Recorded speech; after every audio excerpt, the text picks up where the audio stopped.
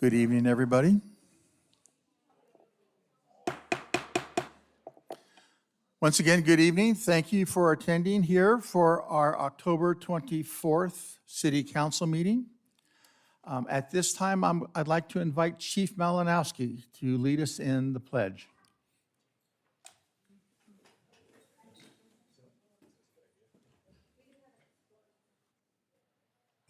Ladies and gentlemen, please rise. I pledge allegiance to the flag of the United States of America and to the republic for which it stands, one nation, under God, indivisible, with liberty and justice for all. Thank you. Thank you, Chief. Jennifer, will you please call roll? Councilmember Bogue. Councilmember Duncan. Here. Councilmember Thorpe. Here. Mayor Pro Tem Beaver. Here. Mayor Avila. Here. All right, moving to any changes. Ray, do we have any changes in the agenda this evening? Yes, Mr. Mayor, staff recommends that we postpone the employee introduction to the next meeting due to illness, that agenda item number 10 be moved to the first department report with an updated agreement that was distributed this evening to City Council and in the back of the room, and then that the city attorney would give an oral report, verbal report for amendment number 11 to the city manager employment contract on consent this evening. Okay, if you guys don't mind, please remind me, because I know I'll forget. Okay, let's see. Special presentation. Girls softball. Thank you, Megan. Thank you, Mayor Avila. It is my pleasure and honor to invite up to the podium here the Girls Softball Association with the President Sal, and I believe Secretary Nikki. And all the girls can go ahead and make their way up as well.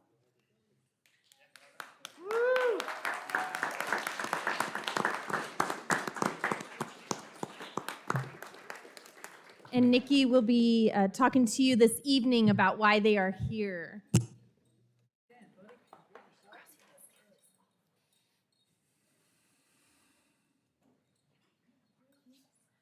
Gentlemen, I know you're excited to be put on the spot, but you deserve it.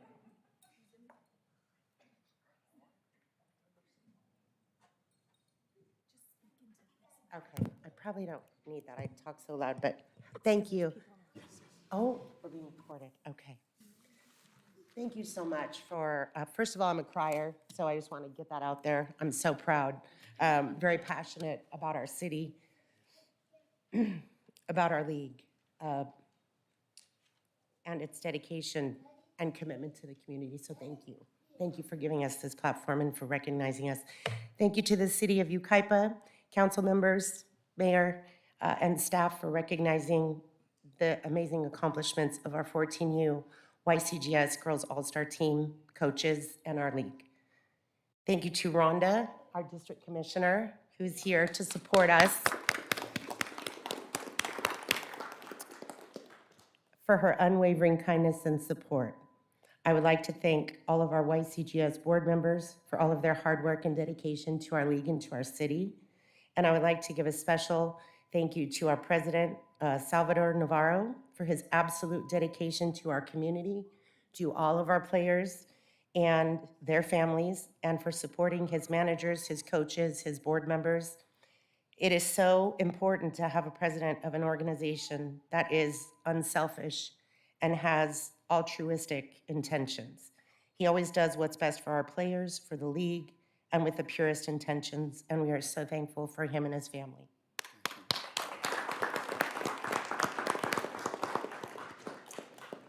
We are also thankful to Yvette Navarro, our player registrar, for organizing everything to make sure that we are compliant with what USA Softball requires for us to play. Thank you to our, I'm gonna cry.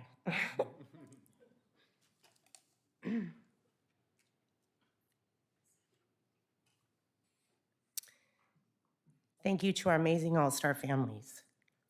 Your support does not go unrecognized. You are raising resilient, strong, confident, beautiful young women, and it shows on and off the field. You are our biggest fans and supporters, helping to cheer us on every day. And we thank you, families. Thank you so much. Thank you, Jenny Mendoza, for being the best game changer and scorekeeper. We appreciate you.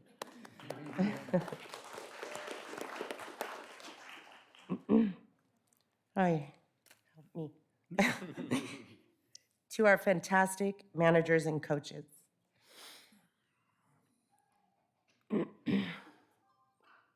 I cannot say enough about you. YCGS is so fortunate to have had you coach our ladies.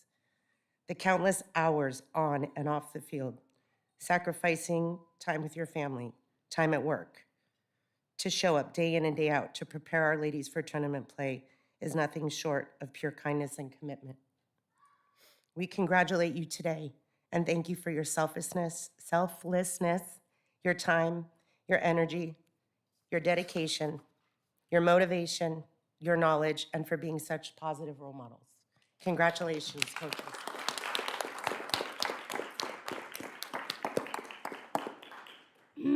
This is a tough part. To our 14U YCGS All-Star team, you did it. Congratulations. Each and every one of you put in the time and work to achieve something that you will always, always remember. You will always be the USA Softball Eastern District champions. Always.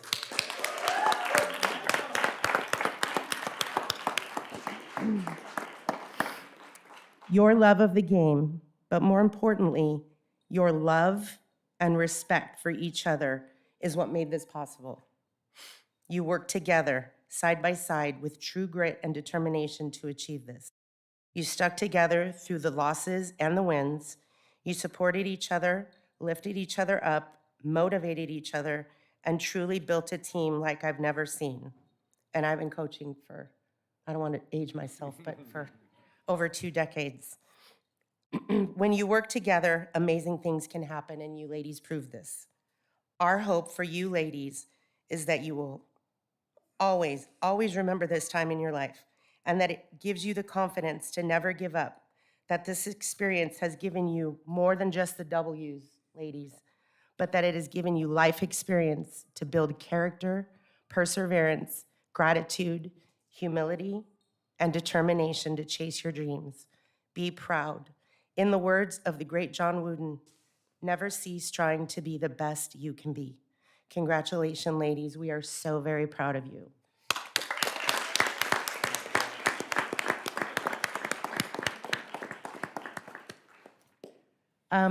Just to give out a few numbers, we played in 21 All-Star tournaments.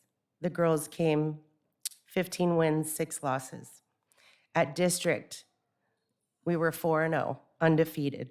First time in our league history, so proud. At state, we took 8th out of 27 teams. This is history for our league, and we're so proud. And once again, I want to thank everyone for giving us this platform and this opportunity to recognize these amazing young girls. I can't say enough about youth sports or extracurricular activities. I really feel like it gives the kids confidence, purpose, drive, and so many life experiences, not just athleticism, but the opportunity to challenge themselves and push themselves to be excellent members of the community, student athletes, and give back to the community. So we're super, super proud of these girls. At this time, I'd like to introduce Jeff Bua, the manager for the ladies. Thank you.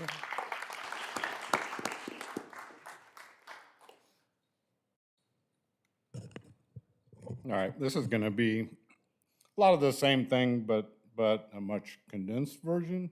What are you trying to say? No, I'm not saying. First of all, I want to say thank you to the city for recognizing these girls on their accomplishments. Thank you. Appreciate it. Want to thank Yucaipa Calamasa girls softball and board members for supporting us. Thank you. To USA Softball, our District Commissioner, Rhonda, thank you for giving our girls this opportunity. To our parents, thank you for your support.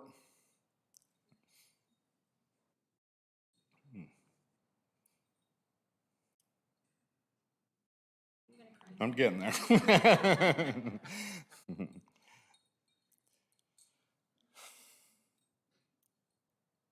To our parents, thank you for your support, your commitment to the program. We understand school, homework, and sports is a full-time job. Thank you. My coaches, Jess Mendoza, Dan Meisenbach, your support and positive encouragement and dedication. Thank you, guys.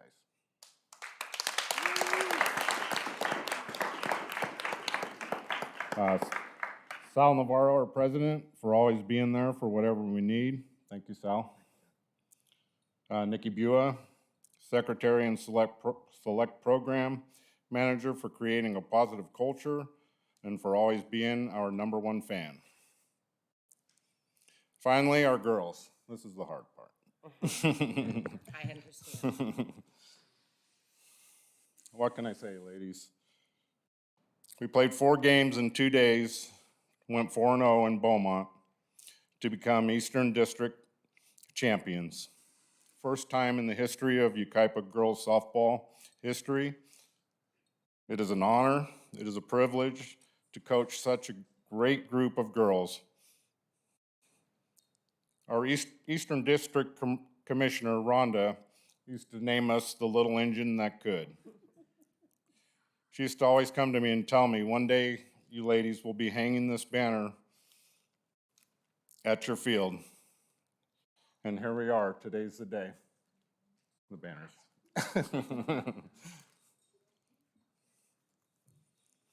This is an amazing group of young ladies. Their love for each other, commitment, and hard work is second to none. If these girls are our future, I would choose to be on their team anytime.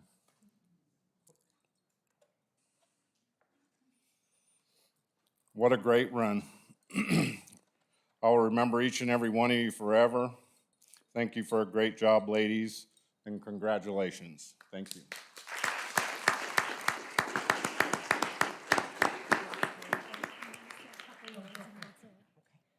Good.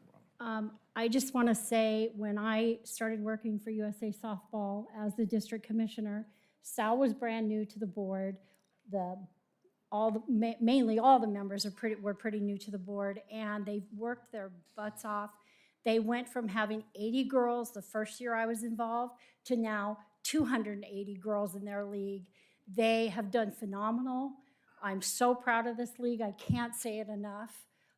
Sal has always, like, 50 million times a day he would call me to make sure he's doing the right thing, and he has ran with this league, and they have worked hard to get the league to where they are. And these girls, when I presented them with this banner, like Jeff said, I always said one day it was going to happen, and it happened.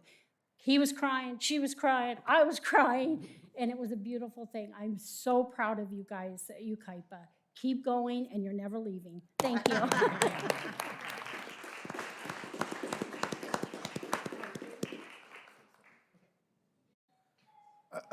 I'll try to make this as short as I can and try not to get too emotional. Everybody knows me. I'll ramble for about an hour straight.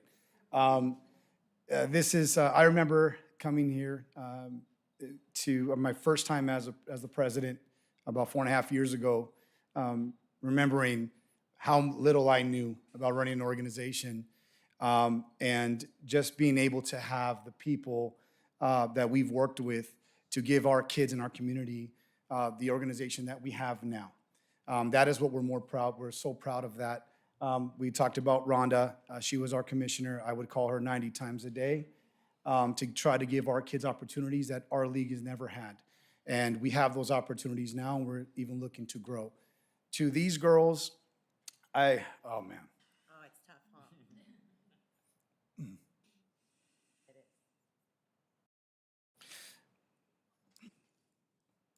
We know a lot of these kids since they were 6, 7 years old. To have them here, A lot of these girls are now in high school. We've had some of these kids now. We've known the ups and downs. Their very first tournament this season was a tough one. They lost the championship on the last pitch. And we were so close to have that title for the 14U division. We were all there. We were so proud of them then. We're so proud of them now. And I told them, and I know the girls can probably remember this. I said, we know this is tough. And there was a lot of tears and a lot of heartbreak, but how hard they worked. And I said to them, you are going to have that banner. You're going to go to state in that big giant stadium and be able to represent our organization for the first time as 14U division. And like Coach Nikki said, to have this banner in our organization will fly up there with pride. But the other thing too, the way that these girls are teammates together, the way that they worked, the way that they play, the way they carry themselves on and off the field as student athletes, as great citizens of our community, that is what we're more proud of. And that is something that we want to continue to build in our organization at Yucaipa Calimesa Girls Softball. We always want that to continue. We are so proud of these girls. This will always be here. You will always remember this. And Yucaipa Calimesa Girls Softball is always your home. Wherever you play, wherever high school you go to, this is always your home. We are so proud of you girls. Thank you so much. Thank you, Mayor. Thank you, council members. Thank you very much.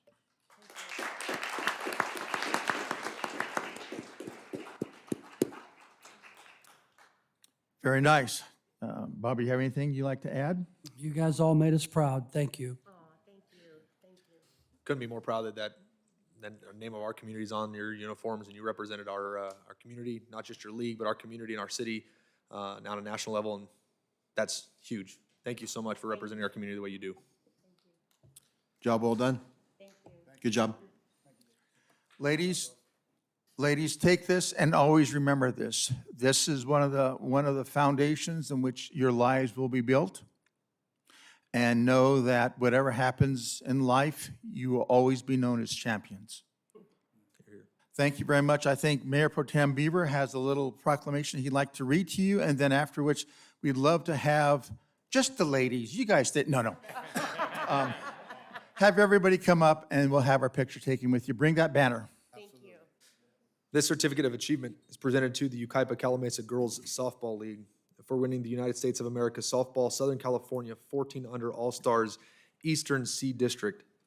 On behalf of the City Council, staff, and the City of Yucaipa, we hereby recognize and congratulate you, the Yucaipa Calimesa Girls Softball 14U team. Signed, David Avila, Mayor.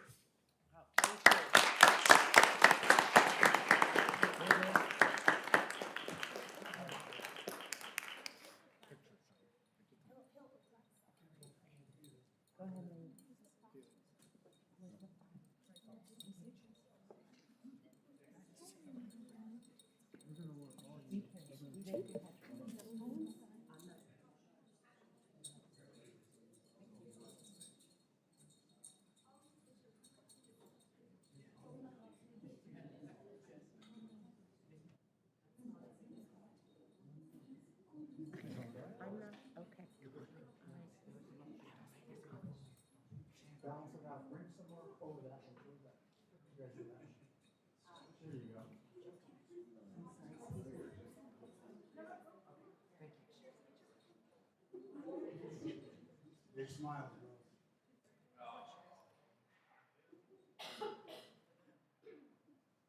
Smile. He's so nervous. Say softball. 1, 2, 3. They're using the library voice.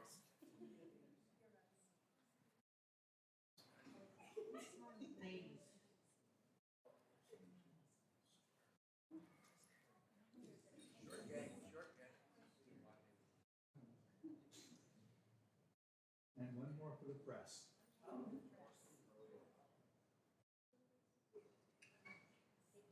One more back here, sorry.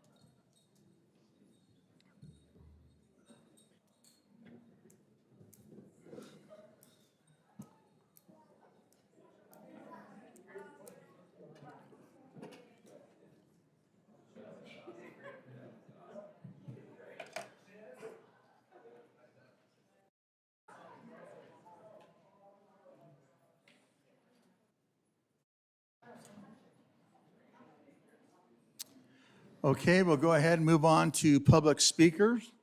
This is the opportunity for anybody who wishes to speak on any item that's not on the agenda this evening. If you want to speak on something on the agenda, please make sure you indicate it on your speaker slip, which is available at the end of the room there next to the entrance. And so far, we have 4 speakers. Employee introduction has been canceled. I'm sorry. So you have 3 minutes to speak on the item. And again, it's on any item that's not on the agenda. First out of the gate would be Kathy Sellers.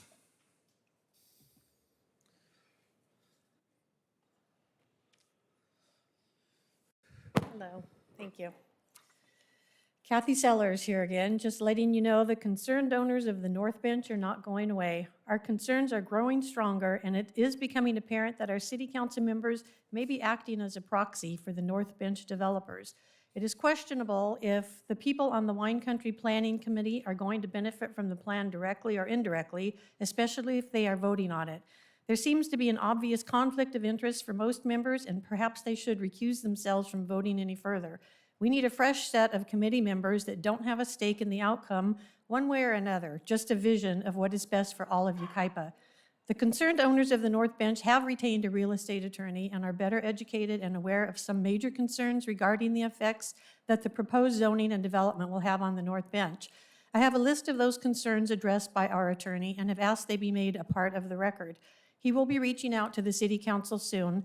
I can't recite them in the 3-minute allotted time here tonight, but we'll be happy to make copies available to whomever is interested. The current general plan was adopted in 2016. Is it appropriate to override the general plan with the Wine Country specific plan and make such huge updates? Because the general plan should only be updated, A, if necessary, and B, in small increments. As we are aware, the Harmony project in East Highland was protested against and stopped because, although it was well-designed and thoughtful, it was too massive with regards to infrastructure and resource-wise. How much infrastructure change is Yucaipa willing to accept and pay for? Sacramento is not demanding a scorched earth policy with regards to our general plan, and we can't be frightened into submission based on rumors and innuendo. In fact, the state will uphold the housing element of the general plan as long as Yucaipa is compliant, which it is.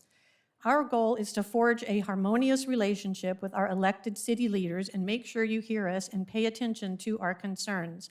Reasonable minds may differ, but when people civilly debate issues, there's a possibility for progress.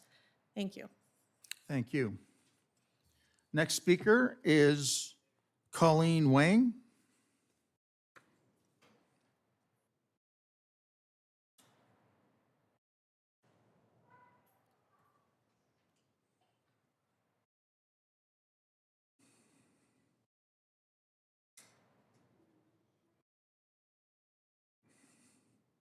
Hi, I'm here just to tell you that you Could you asked speak that into the microphone, please? here. Thank you. You asked that we make you aware that we're here, that we are watching what's going on.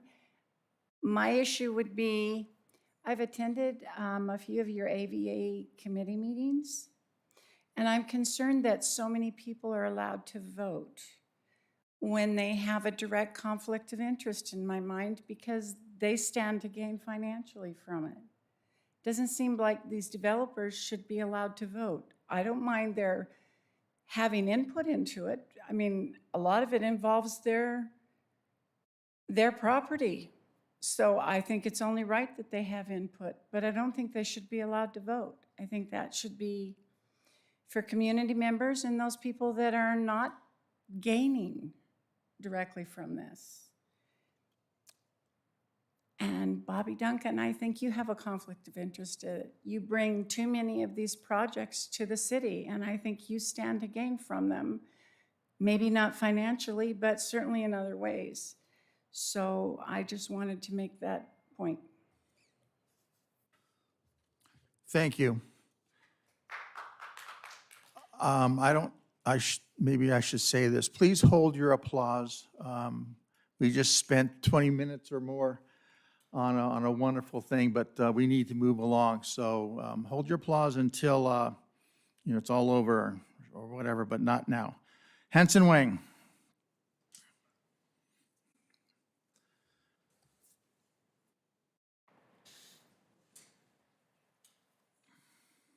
Thank you for allowing me some time in your presence. Basically, I would like to see that the AVA submits a ROI to the City Council if it hasn't done it already, so that we know, because we're spending city money and city time on this project, and we want it to succeed, but we need to know what the city is going to gain out of their resources that they're putting into it. It doesn't have to be monetary, it could be other ways, such as visitors, businesses, and so on. So I would submit that the AVA does present this and that it be made public so that the city can see what benefits we're gaining from the AVA. Thank you. Thank you. Next speaker, Richard Frost.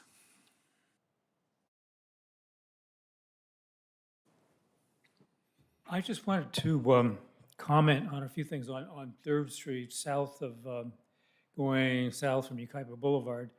There's, I guess, across Macero, Asadero's Market, that creek bed there, they're setting up new encampments. That doesn't have anything to do with homelessness. It's just they want to live on the streets. But for a while, it was worse.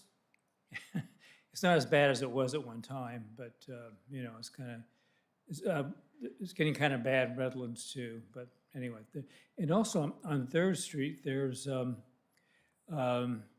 number of people running businesses out of their homes. I'm not going to list which ones they are, but if you're just driving down 3rd Street south of Yucaipa, you can kind of tell the front yards what's so.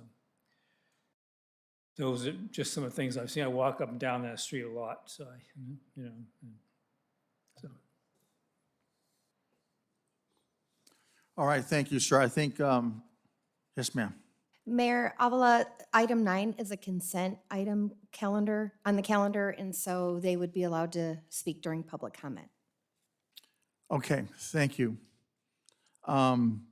Kathy Barton.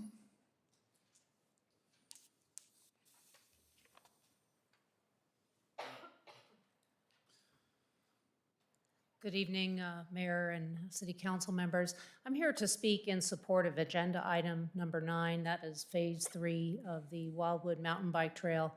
Mainly, however, I want to thank you for your support of this project through all of its phases.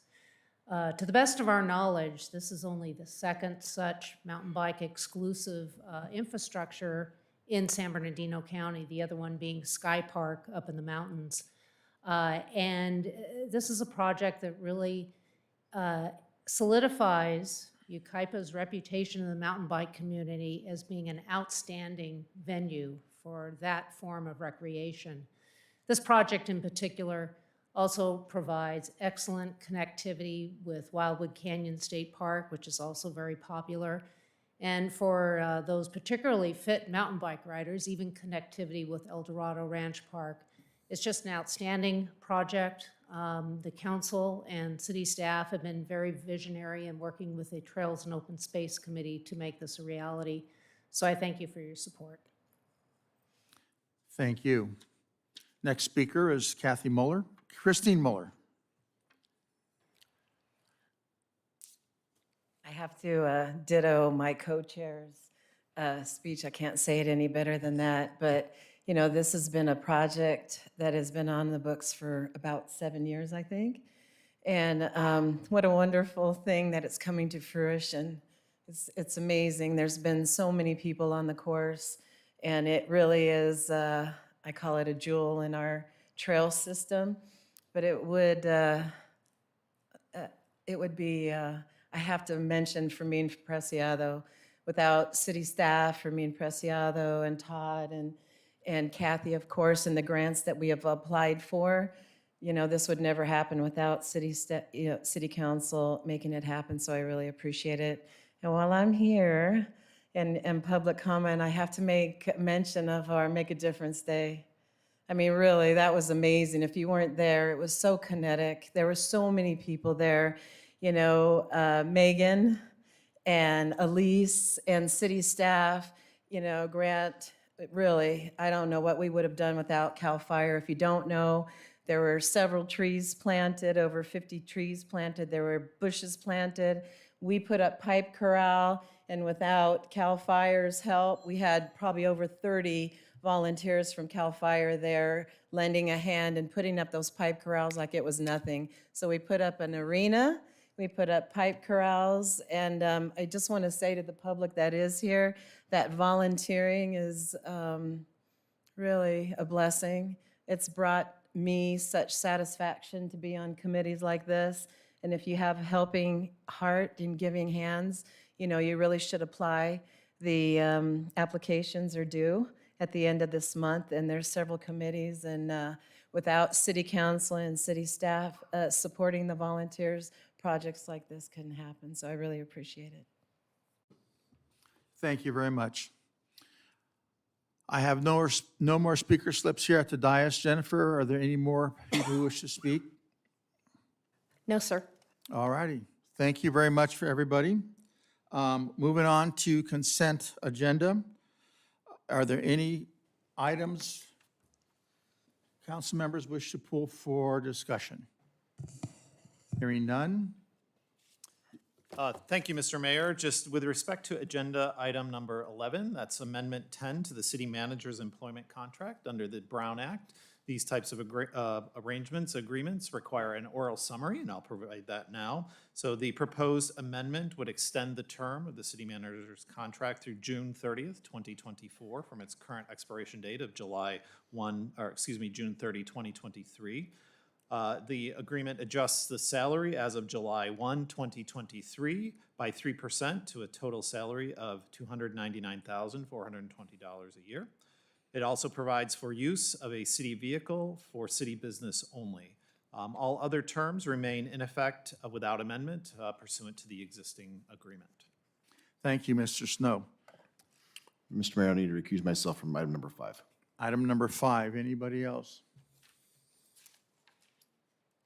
If not, do I hear a motion to approve? I move approval of the consent agenda. I'll second his motion. Okay, we have a first and a second. If no further discussion, all in favor? Aye. Any opposed? We have 4 ayes, with the exception of 1 recusal from Mr. Thorpe on item number 5. Okay, very good.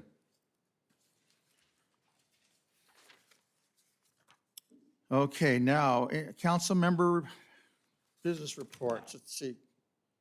Mayor and council member reports. Anything to report? Nothing, no business. Very good. Possible actions on pending legislation. No action on pending legislation to discuss this evening, Mr. Mayor. Okay, moving on to department reports. Item number 10. Megan Wolf, Joint Use Facilities Agreement.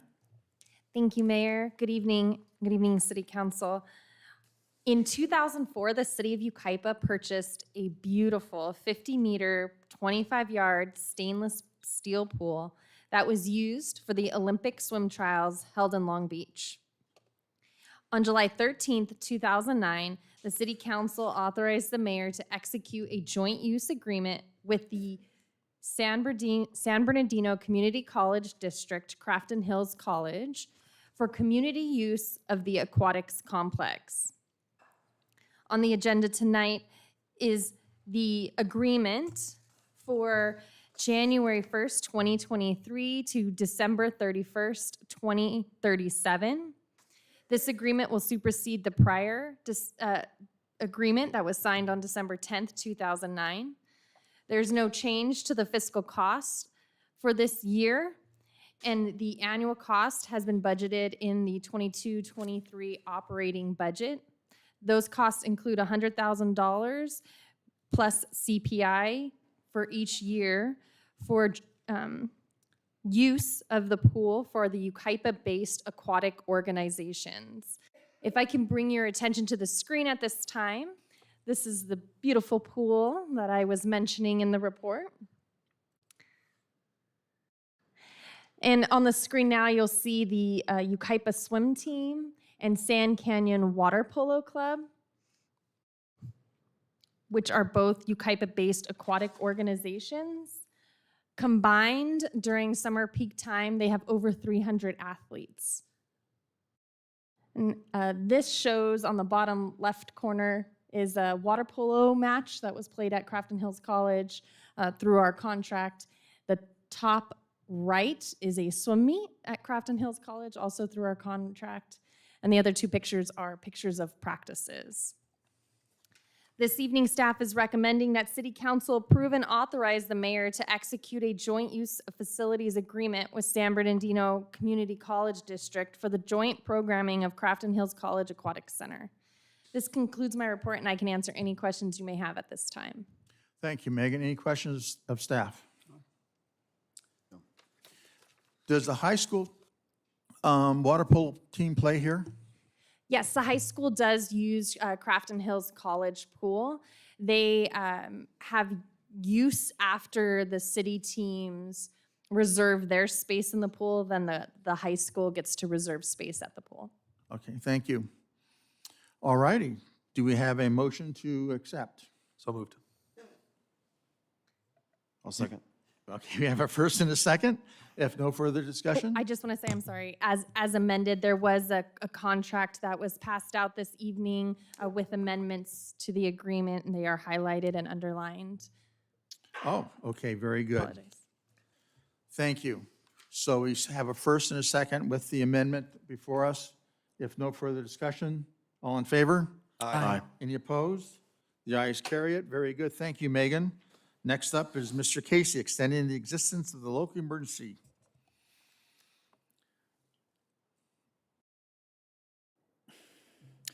Thank you, Mr. Mayor.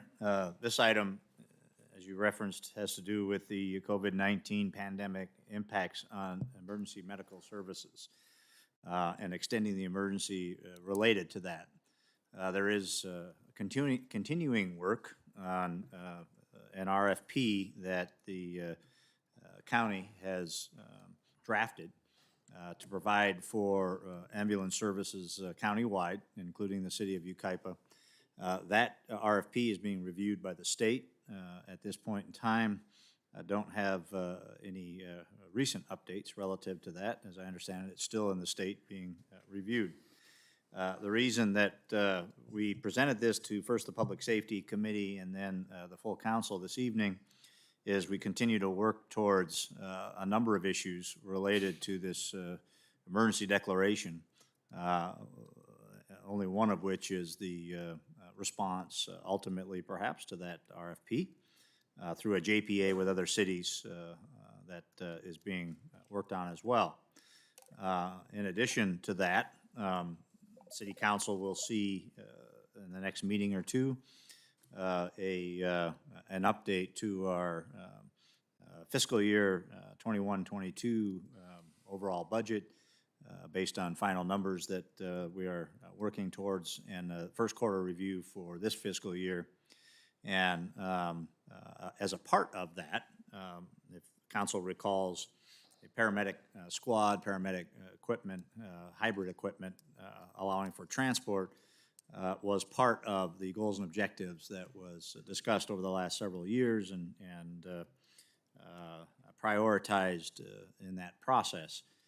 Staff is continuing to work towards the description of those vehicles or that vehicle and the operational requirements associated with that, and partly in response to this RFP process, potential response to the RFP process, and also just in general because of the transportation issues that have been an issue for the last year or so. We continue to work down that path. So wanted to give council kind of an update on those fronts and reference that Public Safety Committee reviewed these issues and directed staff to forward those to the full council and more to come on those issues. With that, staff's recommending that council review the need to continue the local emergency, thereby recognizing the continued existence of perilous conditions as a result of COVID-19 pandemic impact on the emergency medical services system. Happy to answer any questions you may have. Thank you, Ray. Any questions, staff? Has it improved? Has the emergency services improved as far as ambulance services?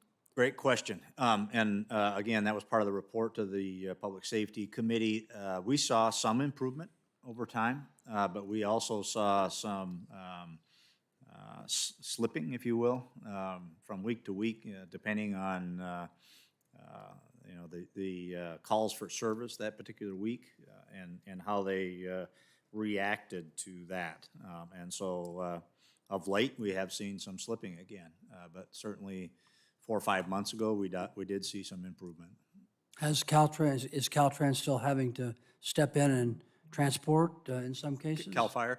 CAL FIRE, I'm sorry, Haven't CAL done FIRE. that very often of late, but it has happened, yes. With our intention of being the safest city in the state or in the country, even on tall orders, and honestly, potentially impossible to ever get to. However, it is my opinion that if our city is not striving to be the safest city in all manners, then we are failing our constituents and we're failing each other. Public safety is comprised of not just criminal law, which as everybody knows, I'm very passionate about based on my background, but this is hugely important. When the dark days of COVID were upon us and we were seeing our firefighters take on the life-saving role of transporting patients in fire trucks to hospitals, they stepped up to the plate and demonstrated why exactly our society calls them heroes. They did what they had to do to save lives. Now it's incumbent on this council and on city staff to find ways to be creative and moving forward to address the problem, and the problem is very real. Paramedics are hard to come by right now. For whatever reason, it's hard and difficult to hire a paramedic. And so while AMR finds creative ways to address their staffing shortages, in my mind, from this one chair, Yucaipa won't be left behind. We're going to continue fighting to find creative ways to make sure that you're safe in this city, that you're safe from criminals, and that when your health is in need of support and help, our first responders are going to be there ready to make sure that you're safe and taken to the appropriate hospitals. So while I appreciate the fact that I don't like living under several local emergencies, I certainly think this one, from my chair, I think it needs to continue while we work with the county and the state to find new and creative ways to address our paramedic problems in this county. And I submit that from my chair, again, I will vote to find ways to fund these paramedic staffing shortages from our side. It's hard to control what AMR does, but the city of Yucaipa is going to continue putting your safety first ahead of everything else that we do. Public safety has to come first. Everything else can come ancillary. Thank you. Nothing more to add. And I have nothing to add. So, thank you, Ray. This requires a vote, so do I have I'll move approval. a first? I'll second. You have a first and a second. If no further discussion, all in favor? Aye. Any opposed? The ayes carry it. Thank you very much. Moving on to item number 15, Megan Wolf again. The Equestrian Arena Committee for the rodeo. Thank you, Mayor and City Council. City staff met with the Rodeo Planning Committee to discuss the details of the 2023 Yucaipa Rodeo. The special event permit application states that this two-day event will take place on Friday, March 31st from 2023 from 4 to 10 p.m. and Saturday, April 1st, 2023 from 2 to 10 p.m. at the Equestrian Center. The rodeo will take place in the arena and be operated by Alex Hauser, the same operator as last year. Contingent upon City Council approval, staff will work with Alex to solidify the terms of the agreement. The beer and wine garden will be operated by the Lions Club, and food and merchandise vendors will be operated by the Rodeo Planning Committee. I'd like to bring your attention to the screen to discuss the layout of the event. This map will be for event goers. It's a fun graphic so they know where to go. This next map details the parking lot. As you can see here, there's 604 spaces on the city-owned lot across the street from the arena.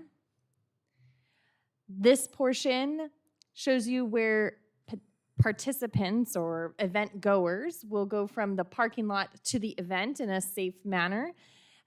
There will be a temporary stop sign as well as a pedestrian path. And the Yucaipa Police Department helps us cross individuals safely at that intersection. This is the traffic control plan, and this is the same traffic control plan that was used in 2022. The event and the traffic control was extremely successful this year, and we feel that the same map and plan should be used this year. In addition to last year, staff will work with local businesses and churches to secure off-site parking. Community services staff will provide a shuttle service to and from the facility by using the senior transportation vehicles. City-owned electric message boards and other traffic management practices will be used to make sure vehicles are aware of pedestrian crossing and participants and event goers are aware of the shuttle service. The planning committee is also requesting overnight camping be allowed at the facility for the rodeo operator and competitors.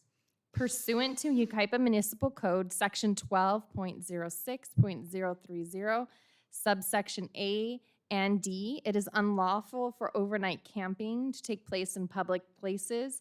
Contingent upon city council approval, the committee shall decide who will be allowed to camp on premises overnight. Staff will assist with the marketing and promotion of the event, and flyers will be available at all city facilities, and information will be posted on city social medias and electric message boards. The committee has also requested the use of city tables and chairs, easy-ups generators, electrical spider boxes, portable lights, signage, trash, and community services, public works, police, and fire personnel. If approved, staff will work with the committee to provide all requested items, and all the items are considered in kind, and upon council approval will be part of the city's sponsorship for the event. Upon conclusion of the 2023 event, the planning committee will pay the city the remaining balance of the Dottie Potter Arena cover, and will pay a $5,000 annual payment which goes towards maintenance costs of the arena. This evening, staff is recommending that council approve items 1 through 7 as listed in the staff report. This concludes my report, and I can answer any questions you may have at this time. Thank you, Megan. Any questions of staff? I've got maybe just a couple. How much time does it take to organize one rodeo event? Maybe you're not the person to ask, maybe JR might be, but I just want to throw it out there. Does it take all year to organize one event, or can we squeeze into a year? There it is. I heard the answer was no.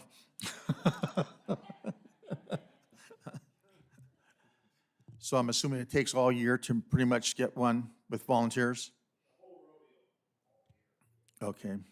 All right. The other question is have we had any experience with any negative issues with camping? I don't know if it's best to bring down one of the members of the committee, but at this time, to date, the city has not been made aware of any issues in regards to allowing overnight camping at the arena during the rodeo. Okay. All right. And finally, last year we used Omnitrans to help shuttle. Do you anticipate using Omnitrans again? I meet with them next week, so maybe I can let them know what they can expect. We are so thankful for Omnitrans and their partnership last year, and we are also thankful for Omnitrans that we were able to secure vans for the senior transportation program. Therefore, we do not think we will need the shuttle from Omnitrans, as we will use the vehicles that we are purchasing through the Omnitrans grant to transport participants and event goers. Good answer. Thank you. All right, with that. Actually, I do want to go back. I think it's great that we're doing this again. I'm going to be the champion for the rodeo as long as I'm up here. There are some counties in our state that are trying to ban rodeo. Well, they're successfully banning rodeo. What a bunch of nonsense! This is our roots. This is our city. It's our heritage. keep up the great work. I'm going to support our rodeo as long as I can. You guys have all my support. The rodeo is an amazing event for our citizens and for visitors from all over the region. Last year we had people come to me and let me know that they were visiting from San Diego to the Yucaipa Rodeo. So Yucaipa Rodeo is starting to become a name, and it's because of the outstanding work that your folks keep on doing out there. So keep up the great work. And with that, I'd like to move approval on this item. All right, we have a motion to approve. I'll second. We have a first and a second. If no further discussion, all in favor? Aye. Any opposed? Ayes carry it. Thank you very much. This is the time to applause. Okay, we're going ahead and adjourn city council. Is that true? I have another Got event. one more. Oh, I'm sorry. I crossed Winterfest. I checked off 2 marks instead of 1. Thank you. Go ahead. Good evening, Mayor and City Council. This evening, the item before you is the 2022 Winterfest. The Winterfest will take place on Saturday, November 26th from 2 to 9 p.m. in the Uptown. And the vendors will be managed by the Chamber of Commerce. The Uptown Association has requested that the vendor layout be similar to that of the Music and Arts Festival, where the vendors are placed in the middle of the street. This request is so that patrons can walk in between vendors and storefronts. They feel that it provides more opportunity for people to shop at the brick and mortar businesses. The net income received from the chamber for food and merchandise vendor spaces will be shared equally with the city. The live entertainment will be located on the Performing Arts Center stage and will include local bands and a tree lighting ceremony at 6 p.m. Santa's Village will include a 30-ton snow hill with 3 lanes for sledding, a North Pole mailroom where children or adults can write letters to Santa, a Mrs. Claus kitchen to decorate gingerbread cookies, an elves workshop for creating a take-home craft, and a train ride. Photos with Santa will be located inside the indoor theater at the Yucaipa Performing Arts Center. And per City Council's approval on March 28th, 2022, a 4,000 square foot ice rink will open at Winterfest. The ice rink will be located in the lot in between Yucaipa and the Uptown Park. Street closures will take place if council approves vendors to be located in the middle of the street, then street closures will need to take place at 10 a.m. and the streets will reopen at 11:45 p.m. on November 26. The Beer and Wine Garden will be operated by the Knights of Columbus and will be located in the Uptown Park. I'd like to bring your attention to the screen.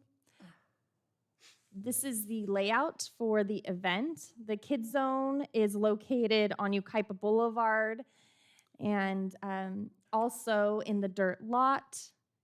The Uptown Park will have the beer garden. Food vendors will be on California Street, north of Yucaipa Boulevard, and merchandise vendors will be on California Street, south of Yucaipa Boulevard. There's some yellow dots there on Yucaipa Boulevard right before Adams Street and where it says merchandise vendors. That is where the train is going to give a little ride. It'll go around the roundabout, pick up the passengers and go all the way up to the other merchandise vendors. And those merchandise vendors are if we exceed the number of spaces available on California Street. And I would like to note that in order to have vendors in the middle of the street, we will need to accommodate their power request. Staff went out and received quotes for power, and the total amount will be $6,000, dependent upon how many vendors that we have. This amount exceeds the current Winterfest expenditure budget. Therefore, a budget adjustment is required to accommodate the request.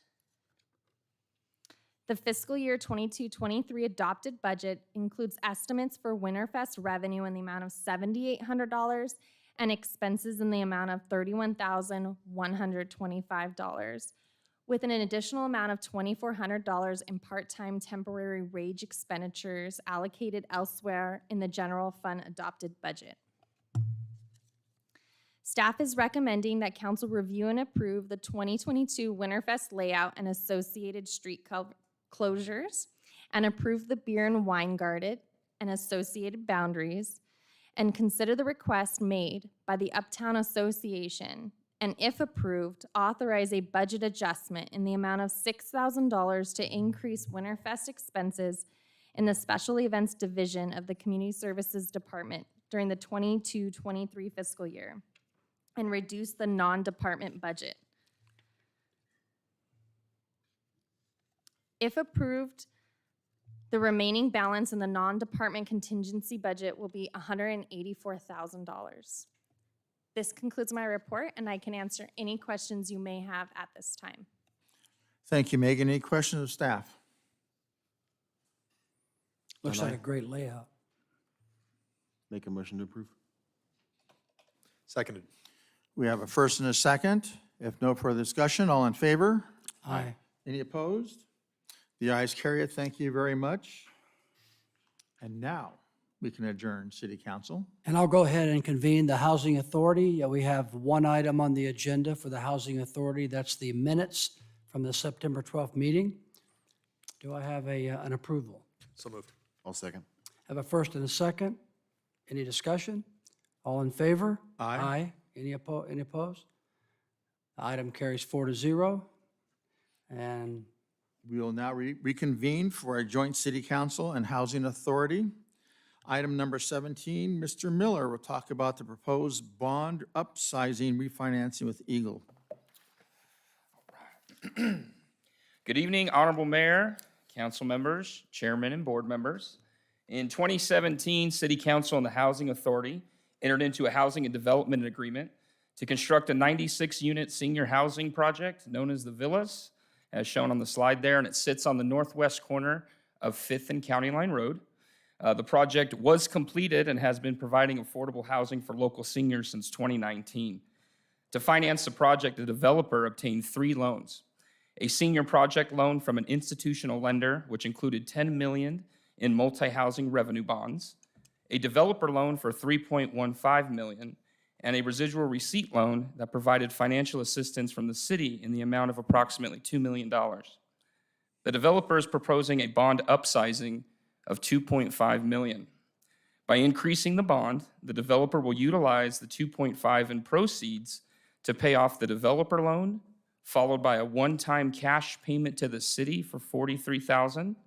In addition, the city will start to receive monthly payments of approximately $7,000 per month, and that will pay towards the balance of the residual receipt loan.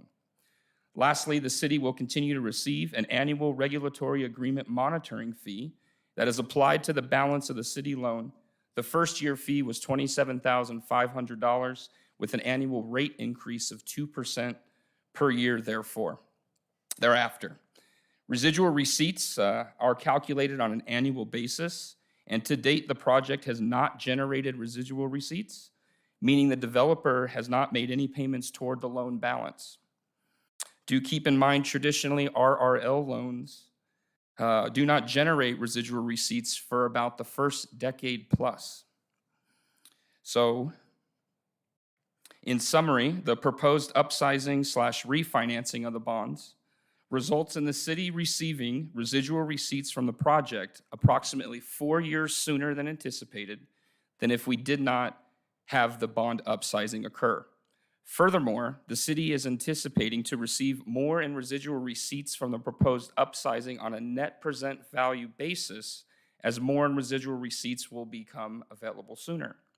The city loan will be repaid in the same year, 2050, under the current or the proposed scenario. Staff is seeking your approval on the proposed bond upsizing, approve the amendment to the agreement, approve the confirmation of intercreditor and subordination agreement, and authorize the city manager to finalize and execute the necessary documents to complete the bond upsizing. This does conclude my presentation this evening, and staff is available for questions. And Eagle Development is here today and represented by Mr. Randy Friend, who is in the house today. And Mr. Randy is available to answer any questions, and he would also like, if you would allow, to say a few words too about the project. Okay, would you like to hear his presentation first? Sure. Mr. Friend?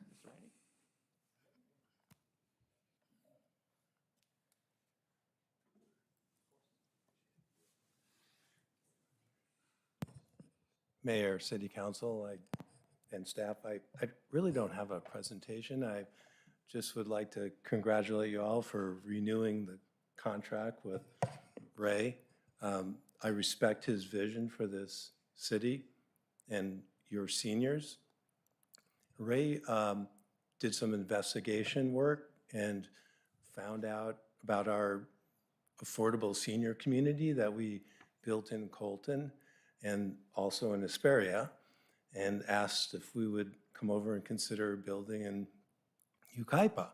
And we said we would be honored to do that, and that's when the negotiations began. And I must admit, I'm still a little injured from those negotiations, but we're really proud of the community we built over on 5th and County Line. And we're even prouder that we can start repaying the city loan. And with this capital upsizing, it'll be the last city that we're starting to repay. Every deal that we've structured this way, including with the County of San Bernardino, we are already repaying. And thank you for letting us come here. We were working on some other opportunities, and I just appreciate the opportunity. So thank you. Thank you. All right, any questions of staff? No, I'll make a move to accept. Good presentation, Ryan. All right, do I hear a motion to approve? I'll make the move to accept. A second. We have a first and a second. If no further discussion, all in favor? Aye. Any opposed? The ayes carry it. Thank you very much. Moving on now to item number. Mr. Mayor, if I Yes, sir. might call on the chair of the Housing Authority to Oh. ask for a vote on the Housing Authority. So at this time, the Housing Authority needs to vote on this item also. Do I have a motion? So moved. Second? I have a first and a second. Any further discussion? All in favor? Aye. Any opposed? At this time, I'll go ahead and adjourn the Housing Authority. All right, we'll keep the regular session open, and we're moving on to item number 18. This is Premium Land Development, case number 22-121. Mr. Mayor, Yes, sir. on item 18, I will need to recuse myself on this matter due to how close I am to this project site. And also previously, a couple meetings ago, we voted to continue it to this meeting, and I inadvertently voted for that, and I should have recused myself as well. Very good. Let the record reflect that.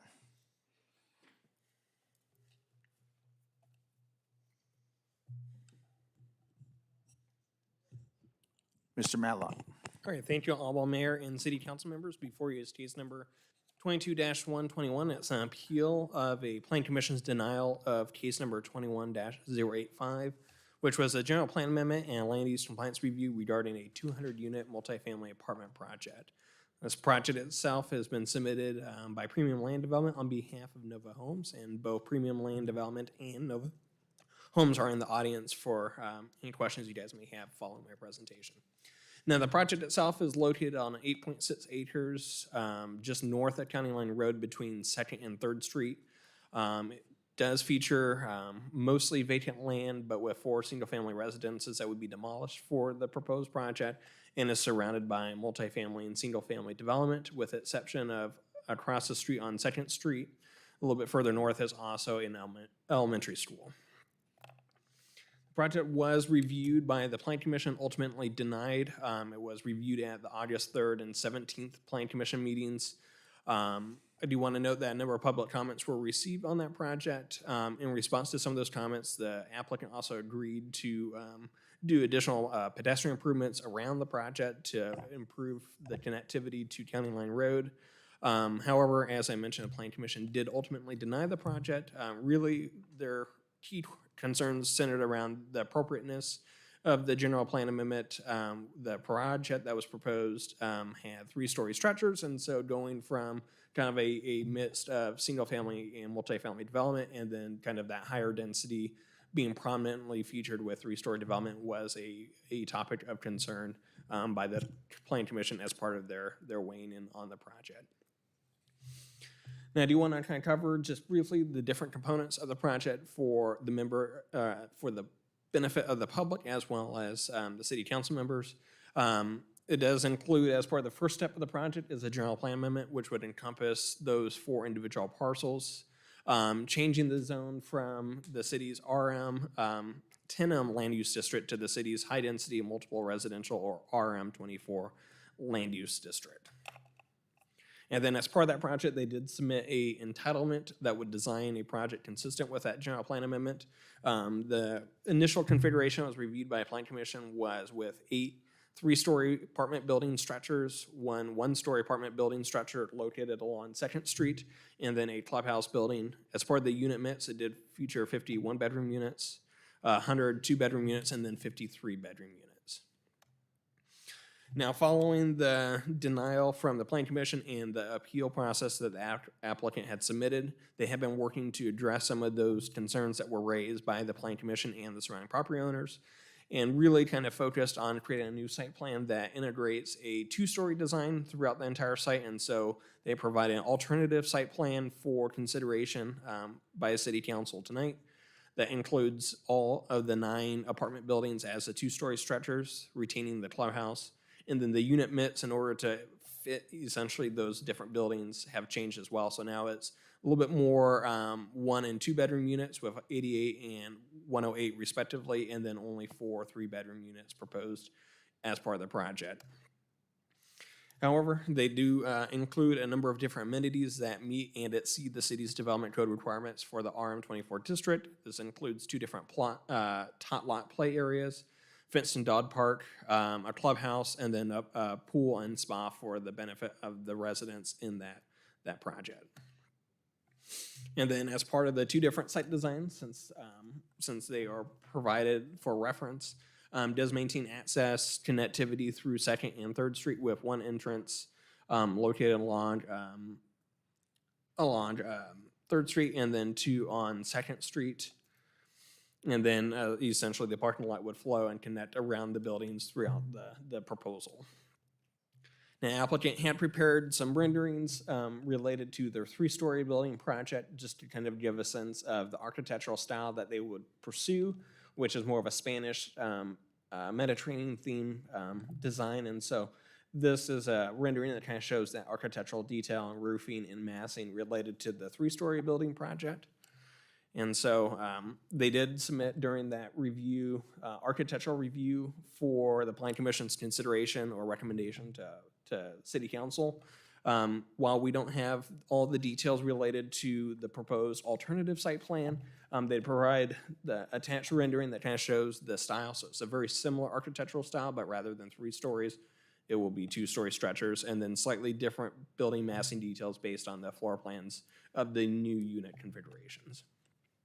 And then certainly a clubhouse feature that would be an amenity for all the residents in that development. Now, I also do want to note, as part of the project, they are pursuing a density bonus agreement, which really is to memorialize the affordability component of the proposed project, with 10% of the units being made affordable to low income. The rest would qualify as part of the moderate income. They're not requesting necessarily any increase in density with that, with the RM24, but really to facilitate some of the incentives as listed in state law and the development code. One example is with, while I don't have all the site-specific details on the 2-story structure, and if council ultimately decides to approve the project, staff does recommend that that be referred back to the Planning Commission for a formal review of the site plan and architecture. It is likely that the landscape requirements would be one of those incentives that would be sought with the density bonus procedures.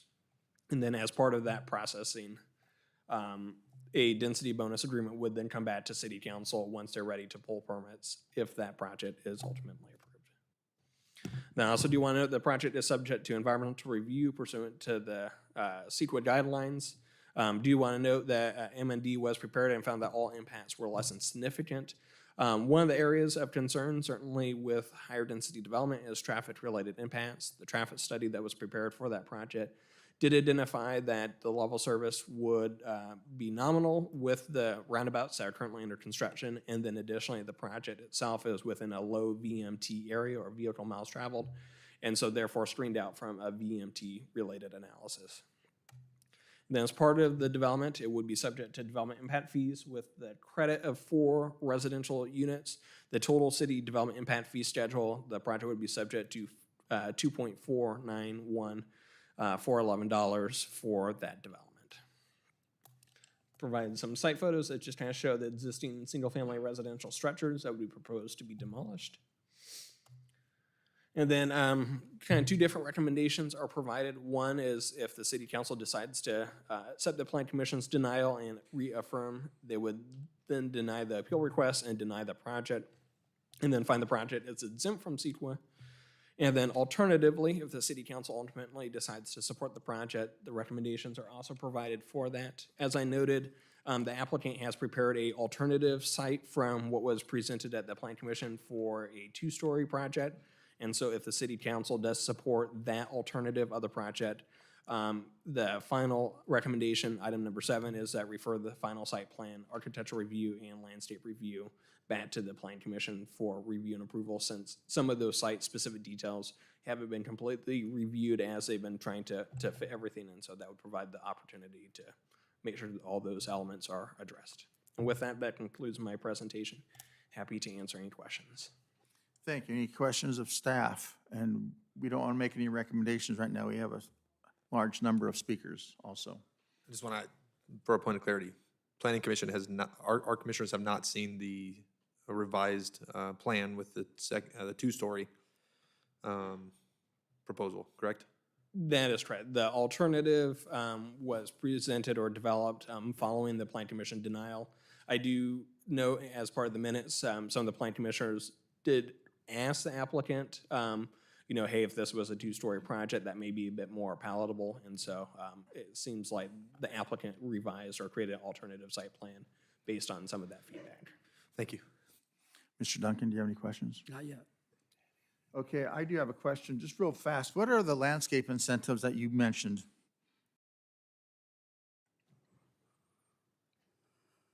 Sorry, I didn't hear that. Landscape incentives, what was that?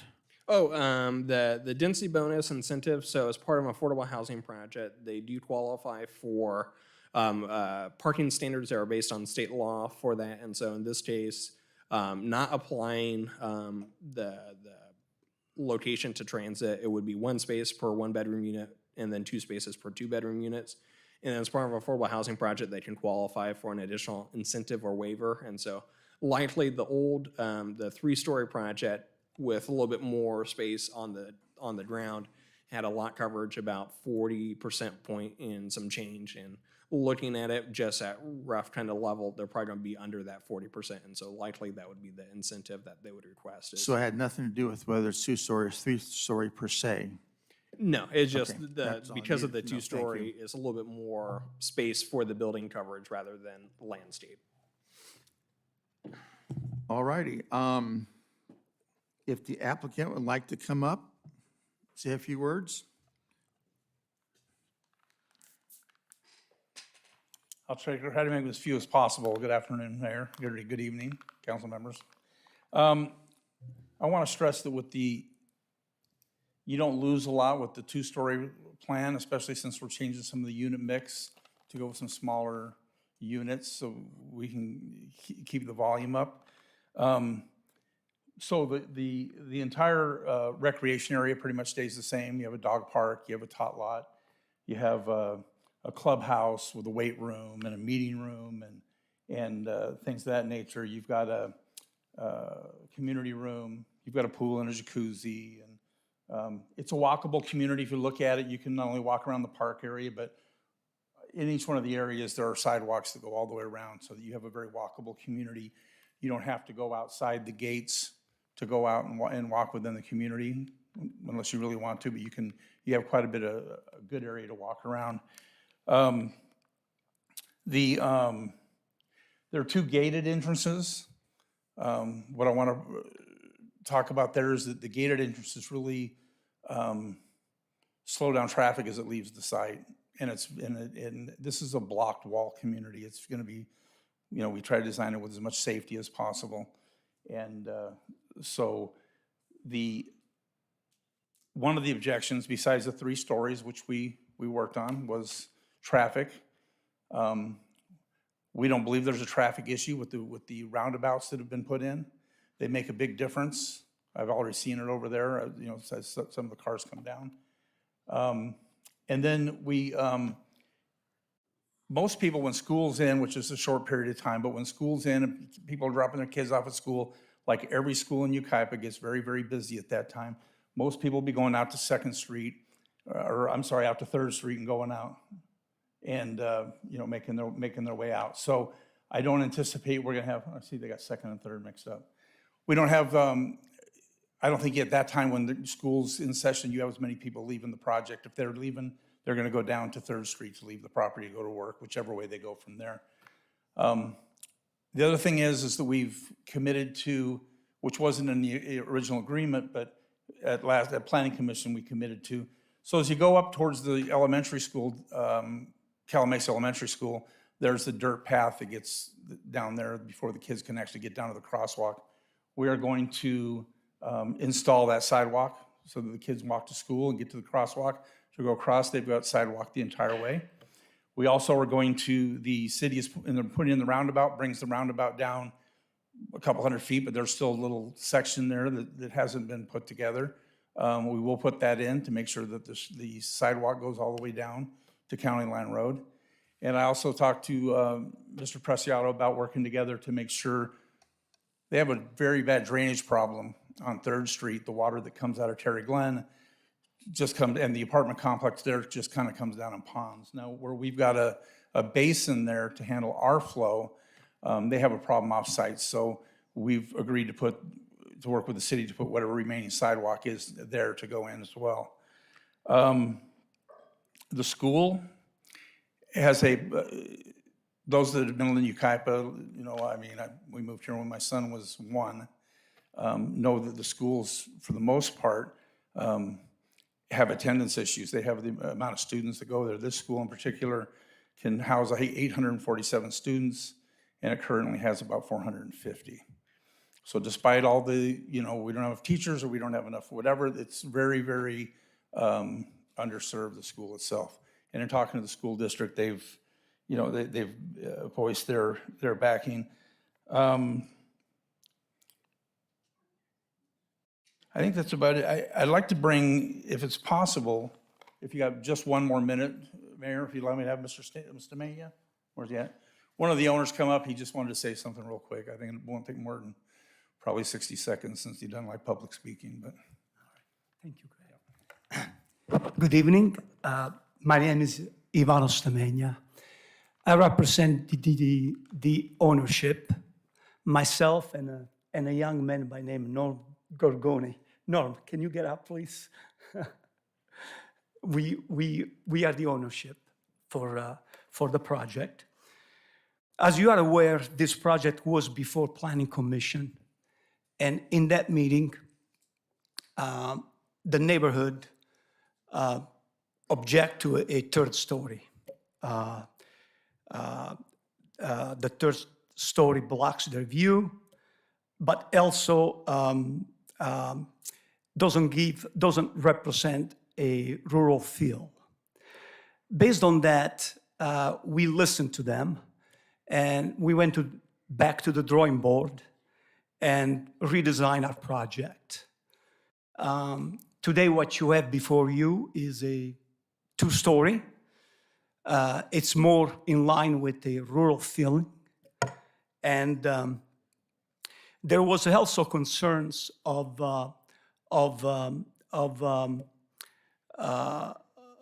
multiple family living in one of the units and so forth. There is nothing we can do about that. The association will take care of that. The management will take care of that.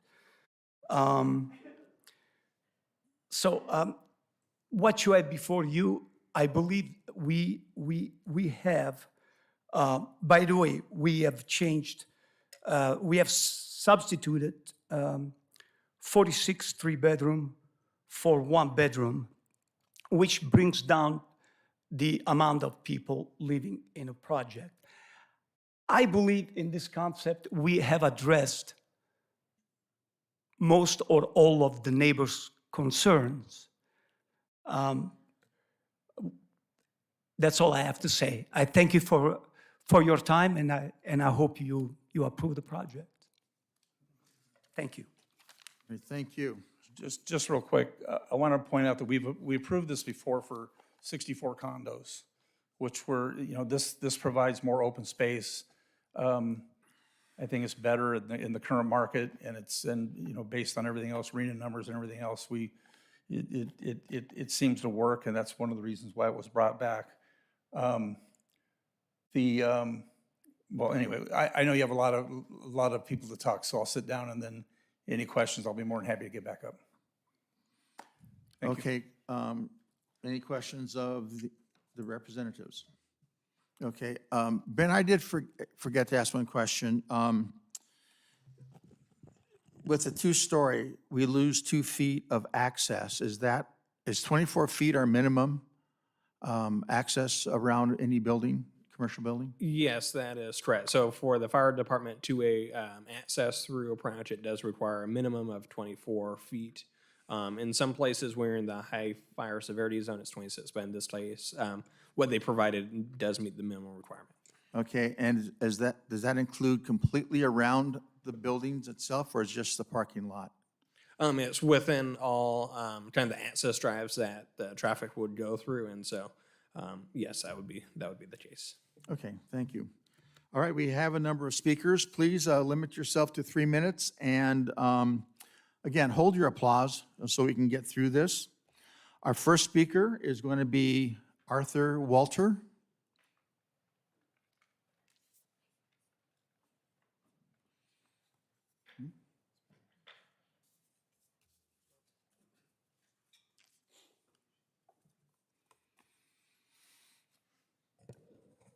Good evening, Mr. Mayor and council members. Name's Arthur Walter. I live on 2nd Street. You need the address, or does that matter? Go ahead and speak. Okay. I got it somewhat written down. The developer wants to build a high-density 200 apartment complex near the Calamasa Elementary School. The Planning Commission recommended denial of the zoning change. Okay. Their concerns were the warehouse project approved by the Planning Commission made the County Line Road I-10 interchange a traffic mess. If the high-density apartments were built in that area, they will empty into that interchange. This will significantly increase traffic and congestion around the Calamasa Elementary School. What my question would be is, who took and did the traffic study on the warehouse project that ended up being such a mess, and who did the traffic study on this particular project? Are they one and the same? Be interesting to know. I encourage the council to deny the zoning change. No change to the general plan should be made. I thank you. Thank you for your time. Thank you, Mr. Walter. Please hold your applause. The faster we get through this, faster we'll be done. Next speaker is Randy Main.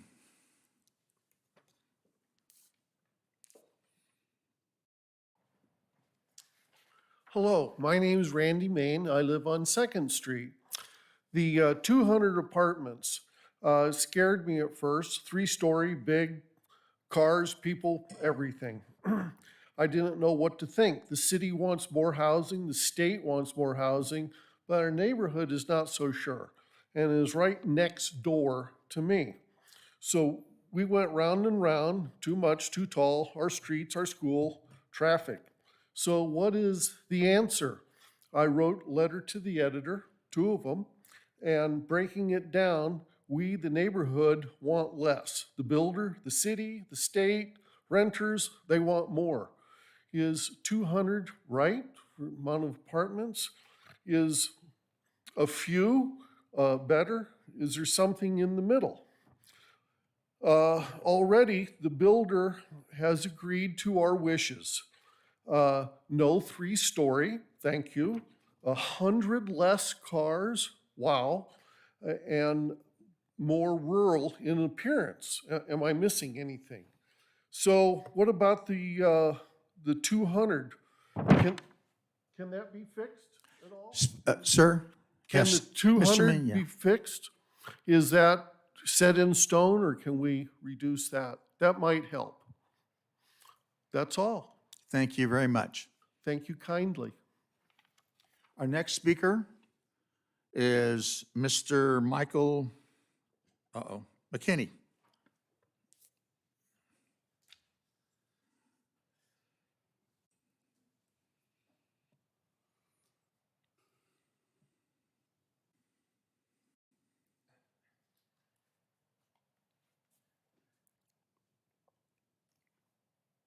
Good evening, everyone.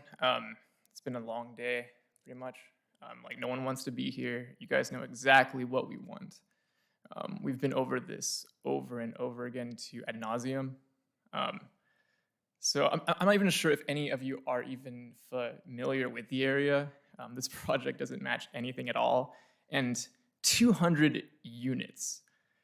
The North Bench was fighting 57 homes or something like that on 57 acres, but that was extremely misleading on purpose by the developers. And like, I don't know, this whole thing has been very exhausting.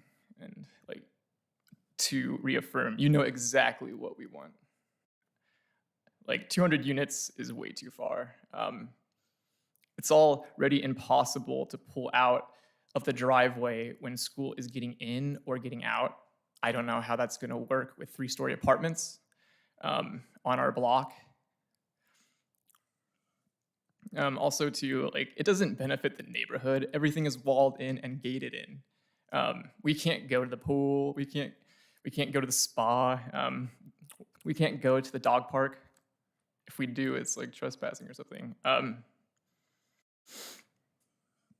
Also too, we should stick with our roots. Like, our street represents old Yucaipa. Like, we have a horse ranch on the street. Most of the homes are acre lots, even multiple acre lots. People homestead there. I homestead there. Are we even gonna be able to do that? Like, with all of this massive change? Like, is this the plan for the entire block? For the entire like area of inner Yucaipa? Like, is this your guys' grand plan, just to turn everything into just 3-story apartments, every single block of open land, because we just can't have open land anymore?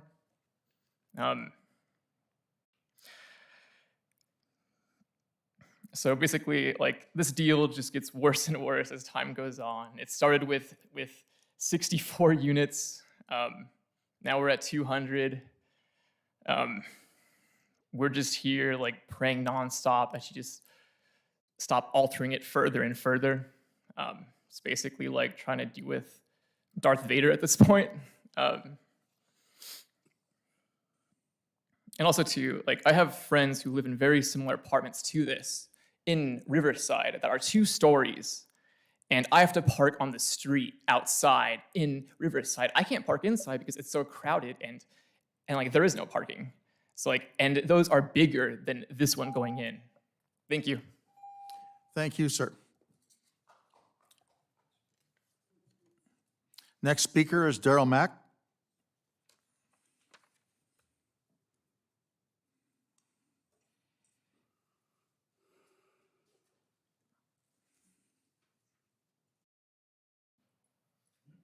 Yeah, I'm Daryl Mack, and I've been there since 1985. Oh, sorry. My big concern is when we were at the Planning Commission, they were talking about Santa Clarita and high-density apartments and stuff like that. Well, I've been to Santa Clarita, and all their high-density apartments are adjacent to shopping centers on major boulevards near freeway on and off ramps. If you go to Redlands, same thing. They got those apartments are adjacent to the Citrus Plaza Shopping Center. They got a Mountain View on-ramp in Alabama and a San Bernardino on-ramp on two different freeways. I was down in Murrieta Saturday. They got high-density apartments there. They're built up behind a Costco within an 1/8 mile of an on and off ramp. These high-density apartments should not be in neighborhoods. I don't know a city that puts them. Redlands is also building high-density up on Alabama and Barton Road, two major boulevards. So that takes care of the traffic. He was talking about the roundabouts. There's only one roundabout done, and that's up on Bryant, and you can't get through county line to California because they're working on the California roundabout. Then they got to come down to the 2nd Street, then the 3rd Street, and then I guess they'll do the 5th. But the high-density apartments need to be on high-flow streets closer to the freeways so these people can, keep the traffic down and access, the flow. And that 2nd Street's bad when the school's in. There's no parking. When there's school activities, you can't park on either side of that street. So anyway, that's about all I got to say. Thank you, sir. Thank you for your comments. Next speaker is Scarlett Parisi.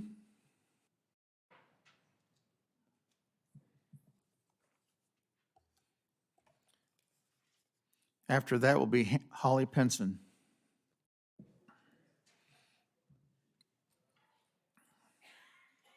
My name's Scarlett Parisi. I live on 2nd Street right by the school, so the school's basically my backyard. I'm gonna not waste your time and go over every single thing that I've spoke about the last couple times we've been here. I'd just like to vote to oppose the change to the general plan. The growth in our community is definitely necessary, but within reason. The general plan's at 74, I believe, right now, and they're looking to increase to 200 units.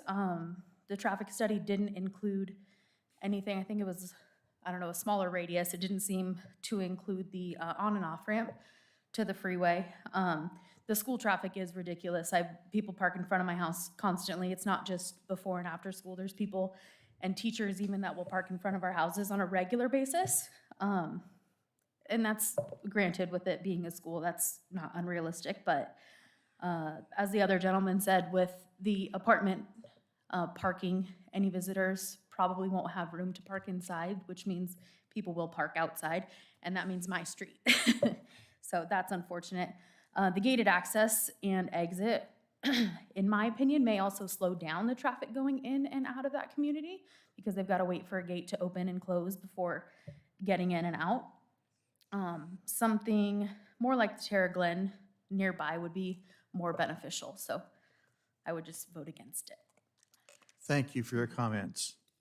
Ms. Pinson, followed by Judy Main. Good evening, Mayor and council members. I just want to speak to you and let you know that I oppose this project. I live on San Carlos Street on the corner of San Carlos and 2nd Street. I live right in front of the elementary school, and right now the elementary school, just to get home, takes about 20 minutes if you forget to go around because of school getting out at that time. Um, I grew up in Rancho Cucamonga, and I used to love Rancho Cucamonga, but they had sadly forgot the original amendments, and the small town feel left right away. I chose to move to Yucaipa, and me and my family have lived here for 2 years now, and we love Yucaipa because it has a small town feel. You put 200 apartments across the street, and it's going to make it more feel like a city.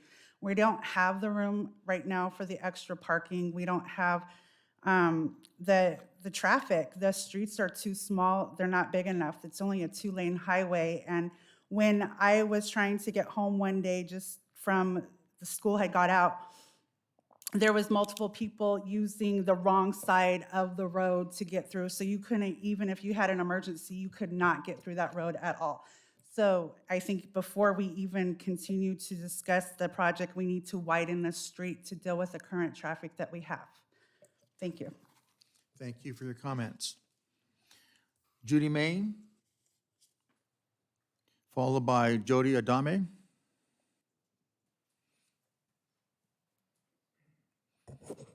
Thank you.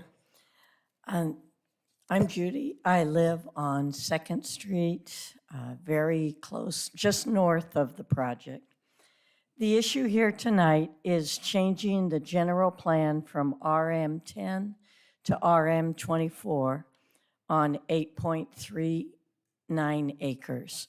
With the existing zoning, the developer can build 73 units. If the zoning changes, he can build the 200 units. I appreciate the fact that the developer has agreed to reduce the height of the buildings down to 2-story, which you would think is going to reduce the amount of apartments. But by redesigning his floor plans, they still plan to build 200 apartments. If you are considering a zoning change, I would like to suggest an amendment that only allows a maximum of 150 units. This will help reduce the amount of people and cars. I think that would be a good compromise. I've been watching a building project called Stonebrook Meadows that's located on 4th Street and Avenue H. It's only about a half mile from this project. All of the 57 homes are 2-story and only 10 feet apart. All of this, the setbacks at that project are less than 4 feet to the existing neighbors. This project was approved by the city council. I'd hate to see a housing project like this built on the 8.39 acres that we're discussing tonight. When you vote, please consider our residential neighborhood. The developer's project is attractive. It's got earth tone colors. He's putting in hooded exterior lighting. He's putting a concrete decorative wall. Also parking, but I feel that 200 apartments is just way too large for this area. So I'm just asking that you'd put an amendment and make the project a smaller project. Thank you. Thank you. Judy Adame, followed by Marla Green. I love my new name, Jody Adams. Oh, I'm sorry. No problem.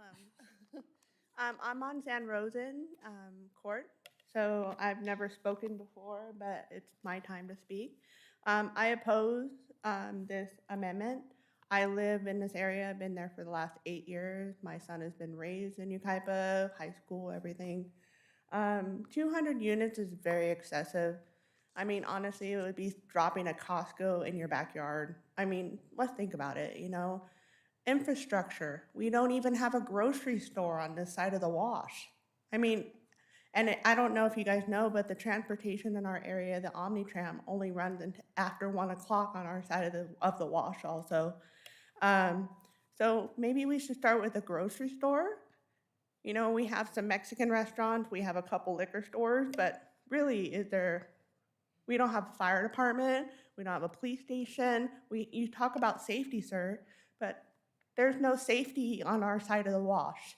You know, it's all about uptown Yucaipa, you know, JP Ranch, whatever the case is. I don't care. It's just that this is too excessive. We need to tone it down. We're a very small community of families. If, again, would you want Costco in your backyard? Is the police department going to show up? I mean, honestly, think about these things, you know, like Calamasa is there, but Calamasa, you say that all these people are coming into Yucaipa to bring money, and then all of them are going to be spending their money in Calamasa or, you know, in Cherry Valley. So that's my part. So thank you. Thank you very much. Marla Green, followed by Tom Murphy. Good evening. This project will drastically change the neighborhood, which is mostly single-family homes. This will ruin people's views of the sun, views of the mountains, views from their yards. The traffic is unbearable right now with the school, when school comes in and school lets out. If there's an event at the school, forget about it. It takes about 30 minutes to get it to your house. I live on San Rosan and 2nd. The entrance to this will be right in front of our street. And according to these plans, 200 apartments is excessive. I think that this was already approved for 75 units, and I believe there was some talk at the Planning Commission meeting that he could possibly go up to 84 condos. That's already been approved in 2016 or 2015, I'm not sure. Your general plan was already amended in 2016. This is 2022. You've already done 2 amendments to the general plan this year. You're allowed 4. This is October, the end of October, but I also noticed that you have another one coming up for a general plan amendment. So that'll be 3. This will be 4. The bonus bump I have a serious problem with. I have a serious problem with the 10% for low-income housing.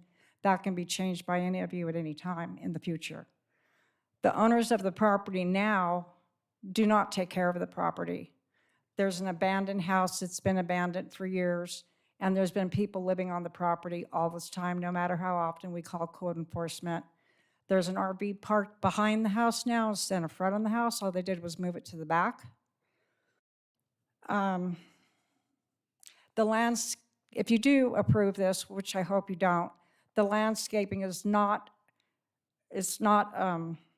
enough. The landscaping, I was told by the developer that it was going to be used as a sound barrier along with the wall. If you look at the design for the landscaping, there's nowhere near enough. It's like 25% of what it should be if you do approve this. Also, by approving this, you're taking the general plan from the RM10 to the RM24 high density. There's no infrastructure for that. Like Jody said before me, we do not have the infrastructure. The streets are not wide enough. There's kids that play. You're going to have a roundabout there. I want to know how the kids are supposed to cross the street to get to school with the roundabout. Roundabouts are supposed to be to keep traffic moving. Keep going. That's what roundabouts are all about. How are kids supposed to cross the street? Thank you. Thank you. All right, Tom Murphy, followed by Terry Boone.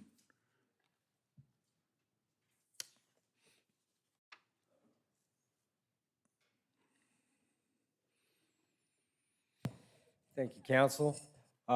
Thank you for getting rid of the 3rd story. We do appreciate that, but infrastructure is still a big issue. Daryl brought up a great point. We've all kind of gone around and looked at the high-density housing. I've built them in the past. They're always close to shopping, major highways, and freeways. Worried about water. California's still on a drought. Now we're going to put 200 units. That's 200 families. Where's South Mesa going to get the water? They keep wanting to raise our rates and now give more of it away. A lot of things don't make sense. I'm all for developing the open land, but within reason. 200 is still above and beyond. To me, it's just greed. Originally zoned for 73, I can see 120 to 150. It makes more sense. It fits what's going on in the community, in our area. And I hope you guys reconsider it. I hope you don't mind going back looking and seeing about adjusting your plans accordingly. That's about all I've got to say. Thank you. Thank you. Terry Boone, followed by Daniel Morgan.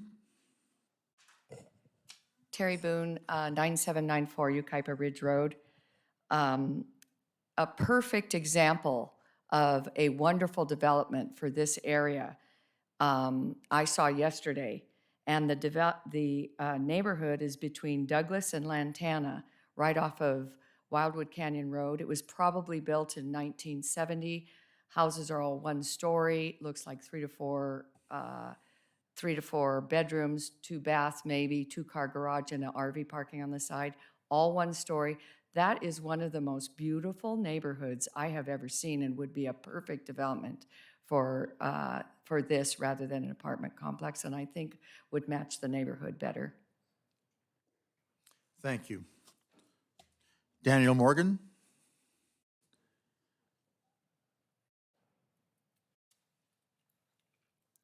Good evening, gentlemen. My name is Daniel Morgan, 9852 Fremont Street from the North Bench, and I come here from the North Bench to show my support for my neighbors in Yucaipa who are trying to protect their land.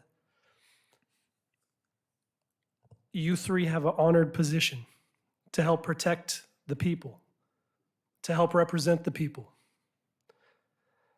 And I would like to ask that you consider the thoughts, the words that were spoken to protect that land.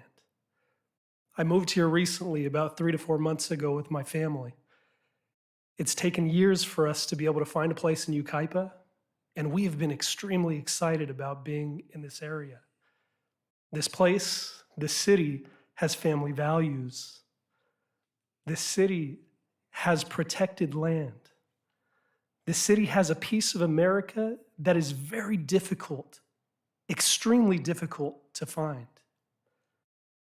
And development has to happen. I believe that's something that's understood.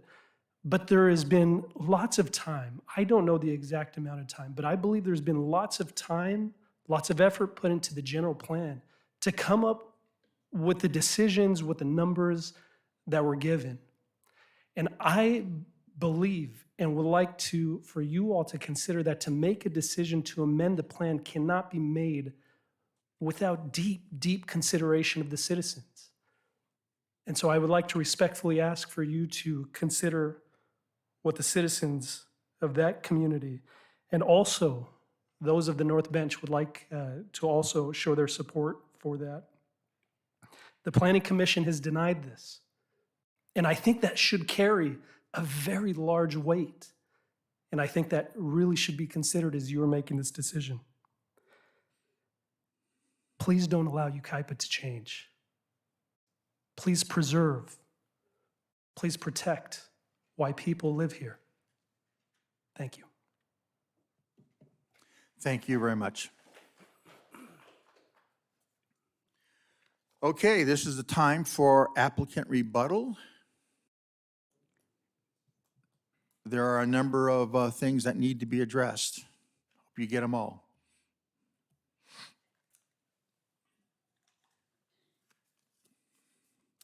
Once again, good evening. I have listened to what the neighbors are saying. I would be willing to reduce a certain amount of units. There is a point where you cannot reduce any further. It doesn't make sense. But I would be willing to go to 175 if this body will approve. and will put a condition on my project not to exceed 175 units. I just want to say that. Okay, thank you, sir. Thank you. Mr. Heaps? So a few things. I've been in Yucaipa a long, long time. And, you know, in the last, I think it's 8 years, the senior population in Yucaipa has gone up 16%. And it's because we don't have as many families as we did when my kids were growing up here. We don't have the same amount of people moving into town. We have a lot of mobile home parks. We have a lot of senior parks. We're doing some senior, even the city's doing senior projects that are 2- and 3-story. But what we don't have is a way to bring people into town, families. And that's one of the things that the departments will bring. As far as the traffic goes, it's 2 separate companies did the traffic studies. Wasn't the same company. The Gandini Group did the one on this project and has done reports here before. The way the project is designed right now, it's actually overparked according to state law. And people just don't, when you have plenty of parking, which this one does, people don't park outside the gates and in the neighborhood and on other people's streets. I can't talk about the 15 or 20 minutes or whatever during that time then the traffic happens, other than there's other ways to go. You know, the one lady that lives on San Carlos talked about if she forgets to go the other way, well, there is another way to go to avoid the traffic. Just like the people here are gonna have ways to go to get out of the project in the morning and not have the traffic. It's close enough that people that live here will more than likely walk their kids to school anyway. That's the reason for the sidewalks, is to walk their kids to school. It's close by. So if you have other questions, anything I haven't addressed, I think that the initial presentation addressed most of those things. If you have other questions, I'm more than happy to answer them. All righty, thank you very much. Are there any questions of the applicant from us?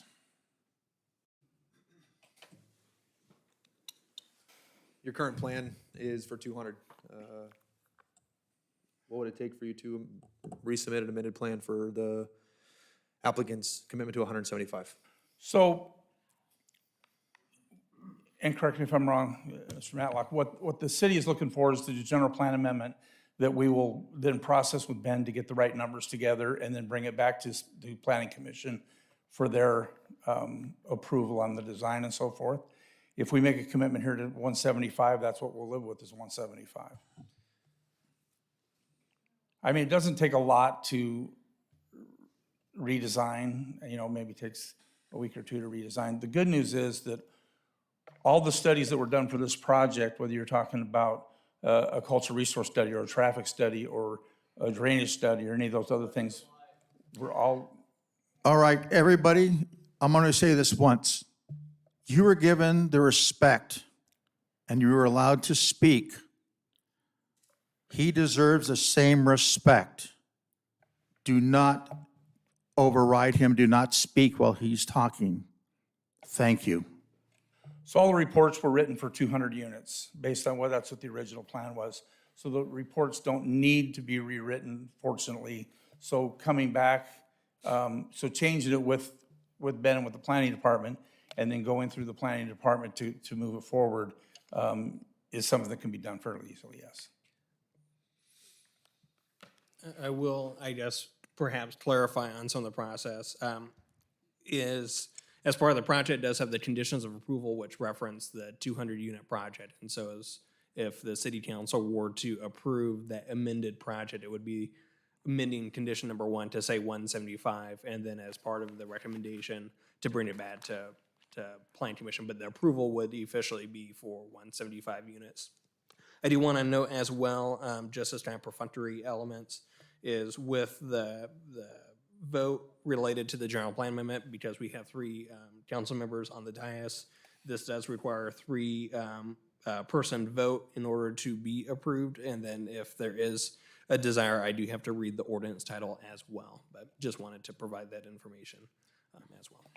What's our current RENA housing number requirement? What's that number?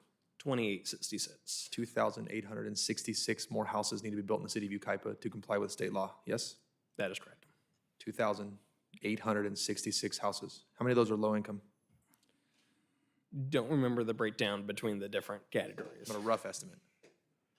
I think it's, 700 or 800 or 700. so. 700 yeah. low-income housing units need to be built in the city of Yucaipa to comply with state law. One of the speakers made an inference that this council somehow wants to see the city of Yucaipa built out with no open space left. I'd find that insinuation insulting if I didn't find it laughable first. The city council has joined several coalitions for local control. We have signed letter after letter to the governor's office opposing the loss of local control for our housing element. Nobody on this council wants to see Yucaipa build out. Nobody. We don't have a choice though, because some of our neighbors decided to vote for people who took that right from us. November 8th is coming up. That is the time when we make our voices be heard and vote for the people who are going to represent your interests. With that being said, the state law is the law of the land, and we have to be mindful of that when we make our decisions. This council, currently the three of us, have to make a decision rooted in common sense, law, and logic, not emotion and feeling. And the unfortunate truth is we have to build we have to allow to be built 2,866 homes in the city of Yucaipa. If you take a look at our map from above, there's a lot of open space. A lot of that open space is going to be developed until the state of California amends themselves and gives us back the right to choose for ourselves what goes into our neighborhoods. As this has not been before the Planning Commission, this current project, this plan of 200, has not been seen by a commissioner that I've appointed, whom I trust to make decisions. I personally don't feel comfortable in making a decision on this matter tonight. I would like my planning commissioner and the entire commission to review this project as amended before I vote on the matter. Okay, we actually got into are there any other questions of staff or of the applicant? No, I don't have questions, staff. Okay, this is a public hearing, so we'll close the public hearing at this point and open up for discussion. You've kind of alluded to some of your things. Is there anything you'd like to clarify or complete?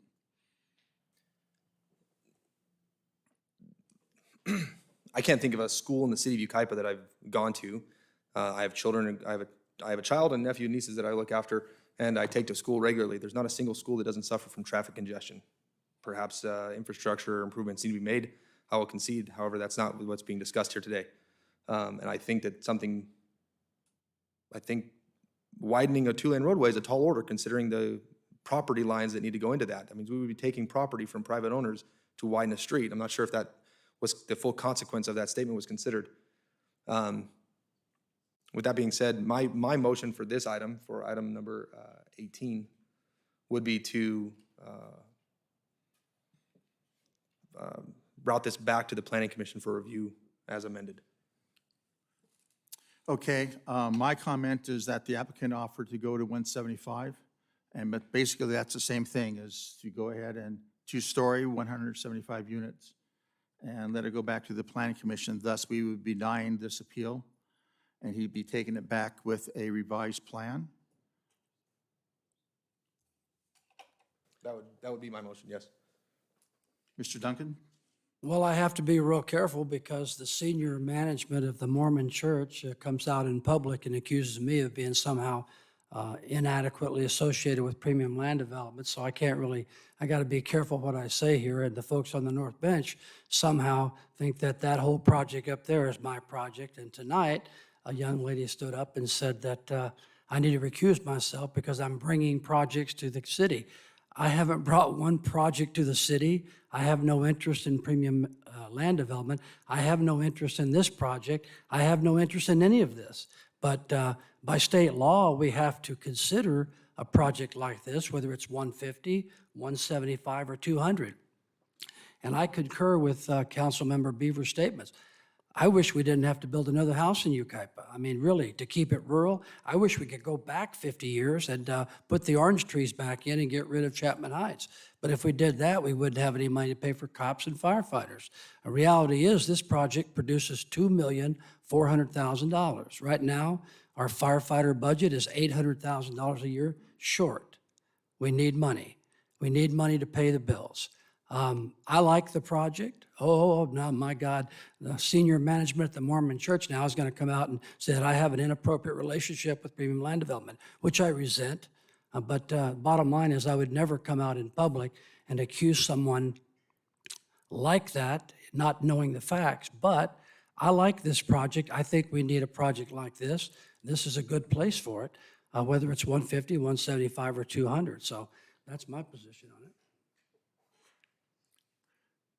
Okay, so you have a motion to take it back to Planning Commission with revised plan of 175. Do you agree to that? Is that what you're? Correct. I'll make a second on that. Is that on the agenda? Is that something we can do? Could we modify the issue in front of us? So that, remanding this back to the planning commission is something that is generally within the council's authority to do that. So that would be an option. If that's something the council would like to do, I'd just like 5 minutes to confer with staff about that, if that's a direction the council would like to go. But from the time it went from the planning commission to here, the applicant made concessions, and that wasn't enough. And my guess is that by going back to planning and making concession, same group of people are going to show up and not be happy with that. That's what I believe is going to happen. But that's just my opinion of what's happened so far. So I would submit that the planning commission, you're right, the applicant has made concessions, and so there is an element of give and take that I think should be taken into account from the planning commission and the council, that there's an eagerness, it appears, from the applicant to work with the community to correct some of the issues. My problem is that this project, as we're seeing it now, based on these 200, or these two-story plan, has not been seen by a planning commissioner that I've appointed, and whose opinion and his experience in contracting I respect. I'd like it to be seen so that I can be, made fully aware and have a concurrent vote from a planning commissioner. So I'd like it to go back, be remanded back to the planning commission for review before we make a vote on it. So we have an option to deny the appeal request is basically what it is. And then the applicant will go back and present a revised plan. And it will change to whatever it was before, from three-story to two-story. It will now be a two-story, I suspect, with 175 units. So basically, we can deny the appeal, and then he goes back and resubmits a plan that we think that everyone can live with. So how do we vote that? 2 to 1, 2 to? It has to be concurrent, unanimous. Mr. Mayor, members of the council, in order to affirmatively approve the project under state law, that requires 3 affirmative votes. The law is framed with respect to affirming or approving an amendment. I think that a denial would be sufficient on a 2 to 1 vote. It would not require all 3 votes. Okay. Mr. City Attorney, do you still need time to confer with staff before we make this vote?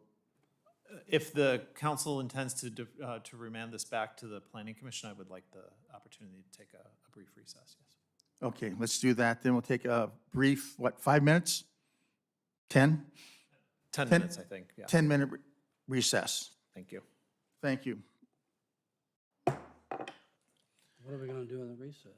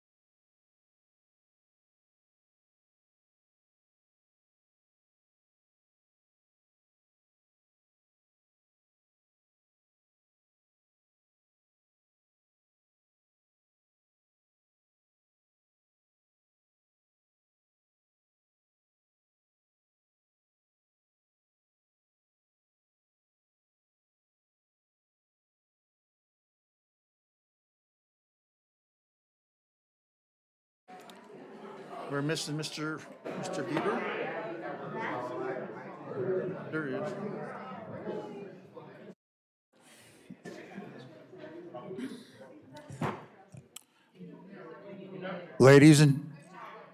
Ladies and gentlemen, if you please take your seats.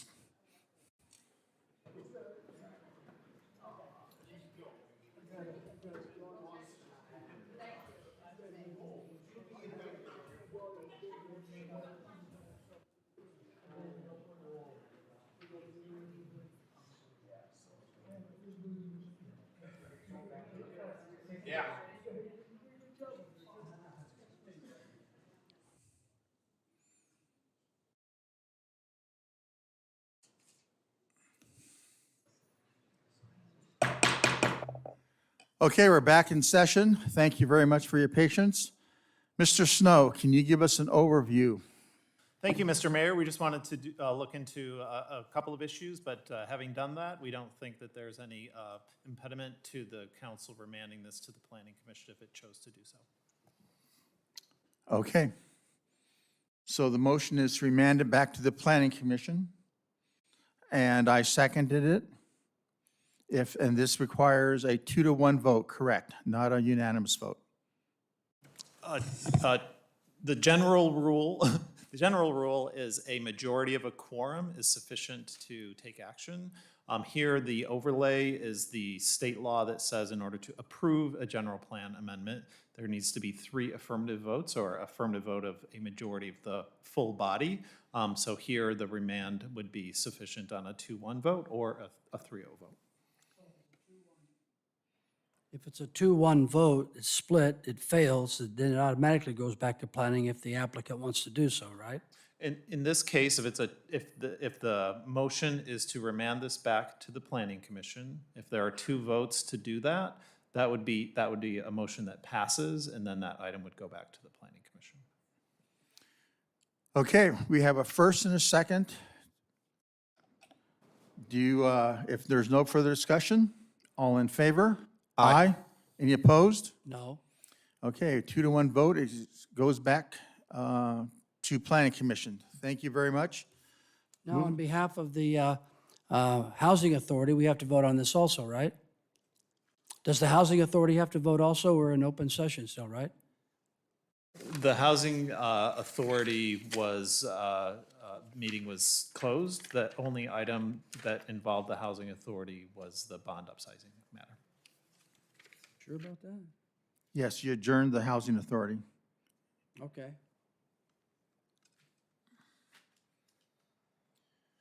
Okay, moving on to item number 19, case number 21-202, GPA, CUP, ARC, a minor general plan amendment. Mr. Mayor, before we proceed, we should probably bring back Councilmember Thorpe too. Oh, yeah, we don't want to forget him. Involved on this item.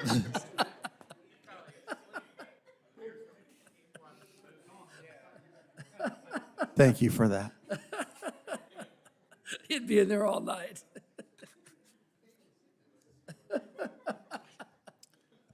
Good thinking. I'm sorry, John, I forgot you. I will never forget you again. So we'll open up the public hearing for this item. The speaker will be? Christian Farmer. Thank you. Thank you, Honorable Mayor and council members. Today I bring before you item number 21-202, a general plan amendment to create a single general commercial zone parcel and a conditional use permit to permit a secured gated self-storage facility. The project is located on a 6.2 acre actual pair of parcels south of Yucaipa Boulevard and west of 11th Street. There are actually 2 separate parcels that make up this project site. A 0.34 acre parcel with 3 commercial buildings to be demolished, as well as a split zone parcel with surrounding commercial and single-family residential uses. You can see the split zone parcel to the bottom here. So this is all one parcel. The general plan amendment addresses the split zoned nature of that parcel It is currently single residential, approximately 1.43 acres of that parcel, and general commercial, making up 4.5 acres into a single general commercial designation. The residential portion of it will be addressed, the no net loss policy of the state will be addressed through other upzones within the city that have already taken place. The conditional use permit is for a single rental office building of 968 square feet, as well as 5 storage buildings, totaling 146,700 square feet, for a total of 1,208 units. There are open RV storage and parking areas on the site as well, with a storm water retention and infiltration basin. The use details are that the rental office will be open between the hours of 9:30 and 6 p.m. daily, and the unit access will be between 6 and 6 Monday through Friday, and 6 a.m. to 5 p.m. on the weekends. So the architectural review includes enhanced features for portions of the building that will be seen along Yucaipa Boulevard. These enhancements include stucco, stone veneer, and terracotta roofing tile, as you can see here. The internal units will have a more standard elevation with green roll-up doors, metal seam standing roof, metal paneling, and split-faced block with a maximum height of 9 feet. Pursuant to CEQA guidelines from the state, this is subject to environmental review, and so a mitigated negative declaration was prepared in compliance with CEQA guidelines and made available for comment for 20 days, beginning on July 15th and ending on August 4th of this year. No comments on that MND were made, and it was determined that all impacts could be mitigated to a less than significant impact. Throughout the project notice, we received a number of comments, both in favor and against this project, including people who attended the Planning Commission meeting. There were a number of people in favor of this project, citing the need for storage as a community use, as well as other people that had concerns with certain aspects of a commercial site, especially a self-storage site, including site safety, fencing, hours of operation, lighting, construction impacts, and property values. So at that Planning Commission, key items discussed were the traffic that would occur because of this project, the potential loss of view shed because of this project, construction nuisances, the appropriateness of the location for a commercial project, and then the appropriateness of a general plan amendment to rezone this area. And then, as we said, there were people that came in support of the project, and so the community value and need for self-storage units was also discussed. Ultimately, the Planning Commission unanimously recommended this project to City Council, and so you can see the fiscal impacts generated by this project totaling $545,000 with the net demolition of the existing commercial buildings. And therefore, it is, the recommendation is that the City Council conduct the public hearing and consider the Planning Commission's recommendation for numbers 1 through 7 here. The applicant is here if you guys have any questions. I know that there are a number of public comments as well. Thank you, sir. Do you guys want to ask questions of staff? Do you want to hear the applicant's presentation? Okay, is the applicant here?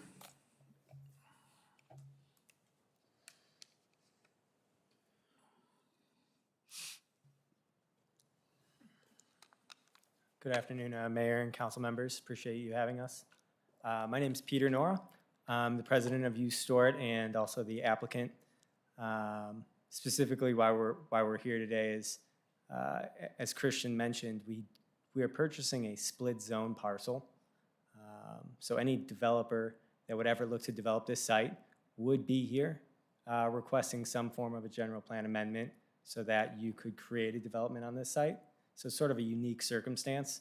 I sort of wanted to lay that out there, but we're using the minority of the site, the 1.4 acres of the 6.2 acre development, for an egress to get out of the site, and that was the residentially zoned land. It's almost just a driveway and a small portion of building. But that's a little bit about the development. U-Store is a family-run company. It's me and my father, who's here as well. We have 8 other locations in Southern California. We manage all of our own properties, and we make a significant investment in all of our own properties, so we're very hands-on. And we make sure that we protect our investments, whether that's through our security on our properties with cameras every 2,000 square feet, motion sensor lighting, PTI keypad access, security systems that carry 2 terabytes of data, to making sure that people are on site when people are moving. So we don't have an unmanned property where you could have some homeless or somebody coming in. Our property doesn't close down until the last person is left, which we try to do at 6 p.m., standard working hours every day. So there's never a vacant big box building. There's going to be somebody there. And yeah, that's, if there's any specific questions about our project or the need for storage, I'd be happy to address those as well. Please let me know. Thank you. Did you say your name was Peter Noah? Nora, N-O-R-A. Thank you, Mr. Nora. Are there any questions of staff or the applicant? I have a question of staff. Is this now the time? Yes, sir. So what's the difference between or is there a difference between a minor general plan amendment or what we just talked about with that apartment complex and what we just talked about two meetings ago with the North Bench? So to clarify, a minor general plan amendment is where it doesn't necessarily change the overall policy direction of the general plan. And so usually a rezoning effort such as this, where it's consolidating the land use parcel, or a modification, let's say to a residential zone, all qualify under the minor general plan. Staff is, the major general plan is where overall goals and policies are being substantially modified, where if the city was going in this direction and we're taking a 180, then those usually fall within the latter category. But it's still a general plan change. That We is just did our general plan in 2016, right? Everybody made a big deal about that earlier, and yet here we are with this project, and we're going to go ahead and do it, and all the folks from the North Bench ran off home because, but here we are with the same issue, but they don't care about that because, so my next question is, are we moving these homes to a different location under state law? If we go ahead and change the designation, don't we have to make up those houses someplace else? So the answer to that is yes, and we've approved a number of other general plan amendments that have upzone properties, including this year. And so the potentially 4 units that would be displaced by this project have been made up by those other ones. And then additionally, as part of the commercial corridor, the housing element, the residential capacity would technically remain in place with that program too. So that means that we had no net loss. That is correct. And what was that amount? You said 4 or 40? 4. 4. I think potentially up to 4, maybe it's 3. Because it's RS20M, I think it was about 1.5 acres or so. So 3 lots. Okay, any other questions? Do we need storage or houses? Can I make a comment on that? Do we need storage or houses? I'm asking. Well, are you asking us or are you asking the Well, I state, don't know. I'm the just state asking- capital? I'm just asking a general question. If you ask Sacramento, they're going to say we need houses. And If you ask generally me, we don't. Generally speaking, as more houses are getting built, developers are creating smaller homes, right? So that they could make more money, smaller homes, more units, but that creates less space, which sort of drives the demand for storage. There's a lot of various other items that drive the demand for storage, such as like the work from home during the pandemic. People have an office space, dislocation, disaster's a big one in California. You know, there's a flood, a fire, an earthquake, where that safety net for people. And there's a wait list right now in a lot of the storage facilities here in Yucaipa. Our nearest location is over in Redlands, 7 miles away off of Colton Avenue. And we were looking at who was coming to rent at our facility, and there was a massive population of residents coming from Yucaipa. And we're like, we should probably be in Yucaipa to serve that population base. And that's how we ended up here. Councilman Duncan, to your question, I've heard recently that there is a waiting list for every one of our storage facilities here in town. There is not a vacancy at this time. There's a waiting list for each one of them. I haven't called to make any clarification on that or verify that, but that's what I've heard. To the applicant, and a question for you real quick. Have you met with the public or had any kind of meeting with them to address any of their concerns that they may have in the area where this is, to address some of their questions and concerns about lighting, value, traffic, any of that sort of stuff to help kind of curb some of those concerns? I've met with one neighbor twice, who I believe is here tonight as well. And then the individuals that own the apartment complex behind us once.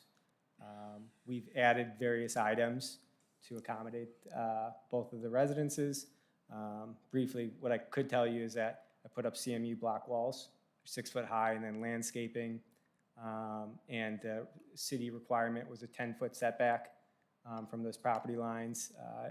At one of those buildings, the apartment complex, I have a 50-foot setback off the PL, plus landscaping, and then a 6 foot high CMU wall. And that building's only 10 feet high. So it will not block any views of the mountains or anything. It's lower than a house. The other house, which is Miss Parker's house, I have almost 130 feet before you get to my building, and it's 100 feet from her property line. So various setbacks, added landscaping, put in CMU block walls, and we're mitigating a lot of what's already there. Is just a dust, dirty lot. We're going to have concrete. 27% of the site will be landscaped, and it's going to really improve, in my opinion, what's there currently. Thank you. I'm sorry. Go ahead, sir. All right. One last question of staff. The property, the vast majority of it, it's currently already zoned commercial. So at some point, there's going to be something there that has lights, presumably, and potentially could block the view. That's already been approved by past councils. Am I correct in that assessment? That is correct. So that land use district boundary corresponds, I think, to the historic commercial land use boundary district kind of boundary line that was in place prior to city incorporation. So it's been that big kind of chunk in the purple behind the Yucaipa Plaza, yes, has been there for a long time. And so what we're specifically discussing today is the upside down L-shaped off of 11th Street, and then what I presume is the water runoff and the water runoff to the south side of the property. That's what we're discussing today. Correct. All righty, thank you, sir. We do have 4 speakers. Again, you're limited to 3 minutes. The first speaker is Hannah Parker.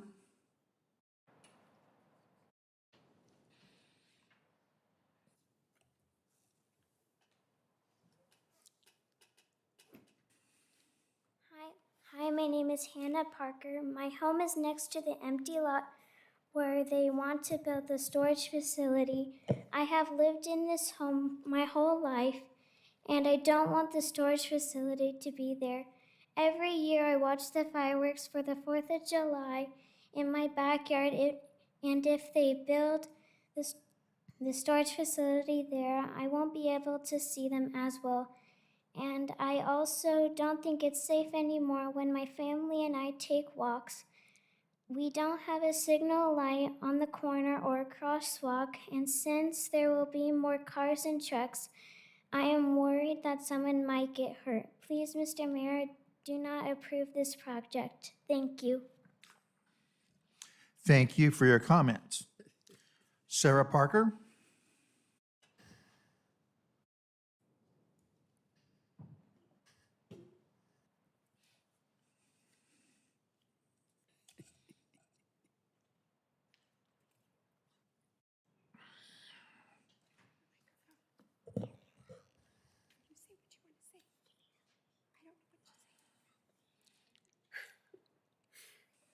If you don't want to talk, you don't have to. You can go sit down and tell them thank you. Okay. She's choosing not to talk tonight, but thank you. Okay, thank you. Thank you for trying, Sarah. Good job. Josiah Parker.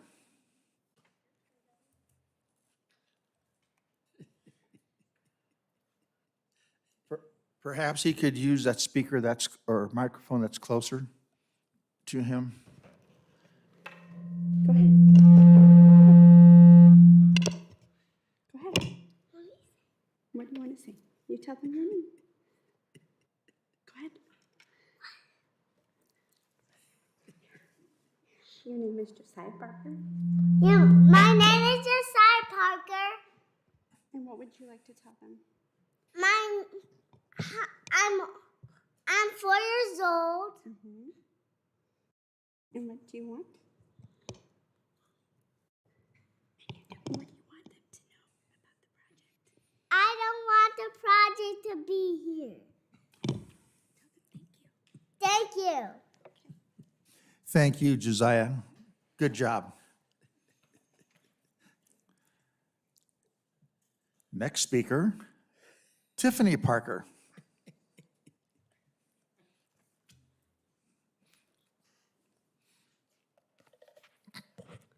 Thank you.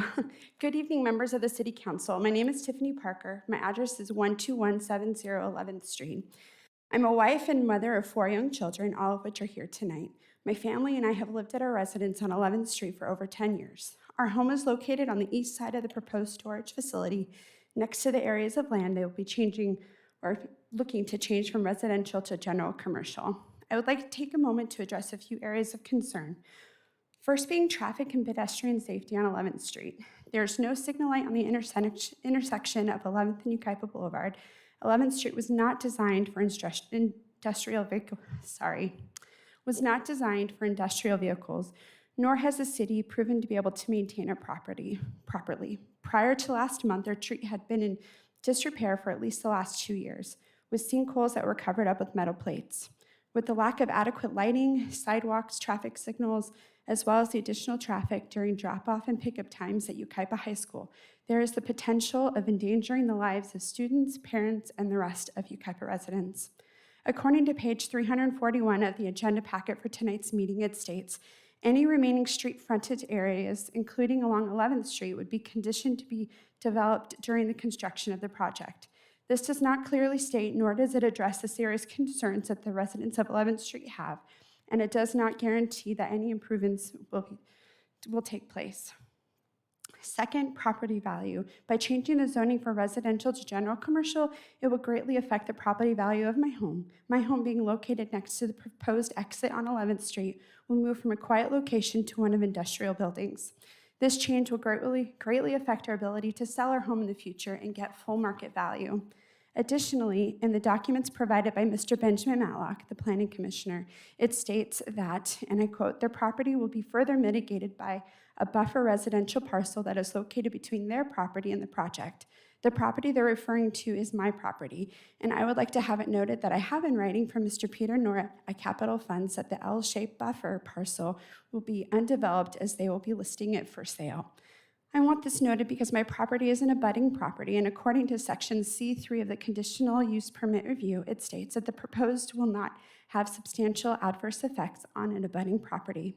Since Capital Funds is planning on placing this L-shaped parcel up for sale, it's not accurate to say that our concerns have been mitigated, and it does have great potential for substantial adverse effects. Furthermore, if Capital Funds is not planning on any sort of development of this piece of land, then there is no deterrent from people dumping items or trespassing.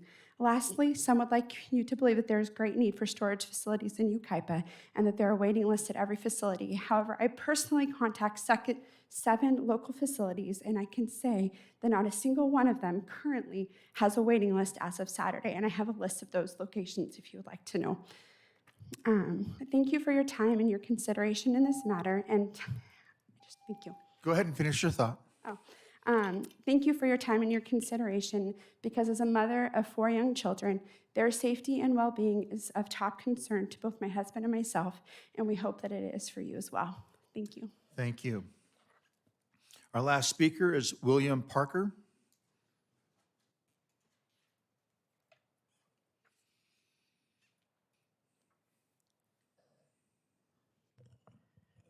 I'm never good at these things.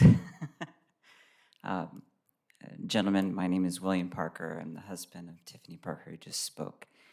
Um, Generally speaking, she elaborated everything, our concerns from beginning to end, I think, very well. She articulated everything.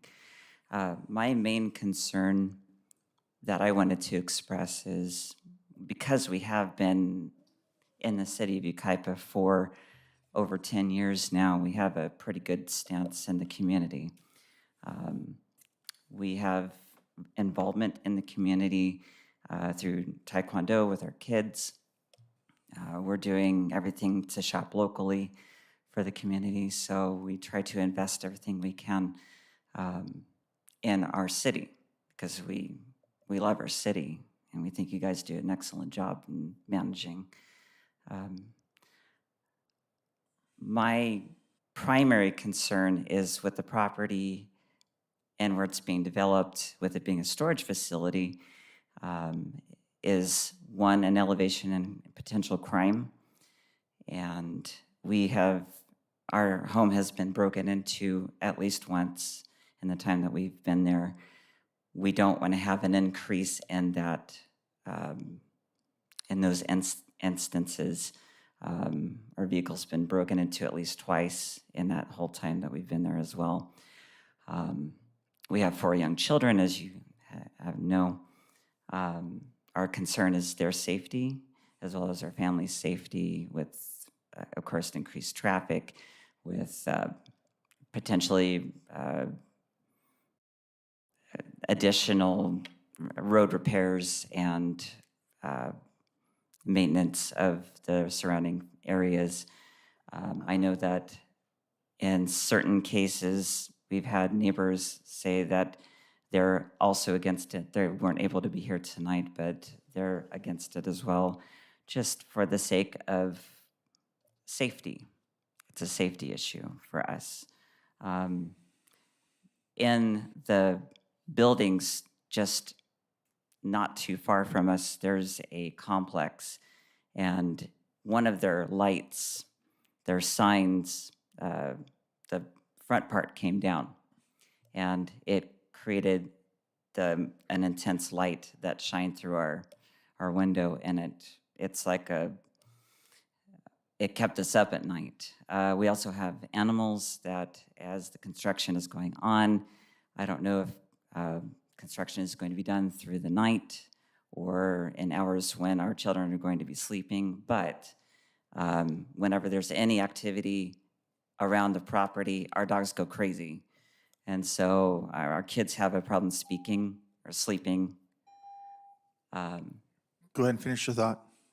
Our children have a problem sleeping as it is, with the dogs barking, with any activity as it is. So those are my main concerns in addition to my wife's. Thank you very much. Thank you, sir. That was the last of our speakers. And this is the time for applicant rebuttal. If you would like to clarify or contest anything spoken.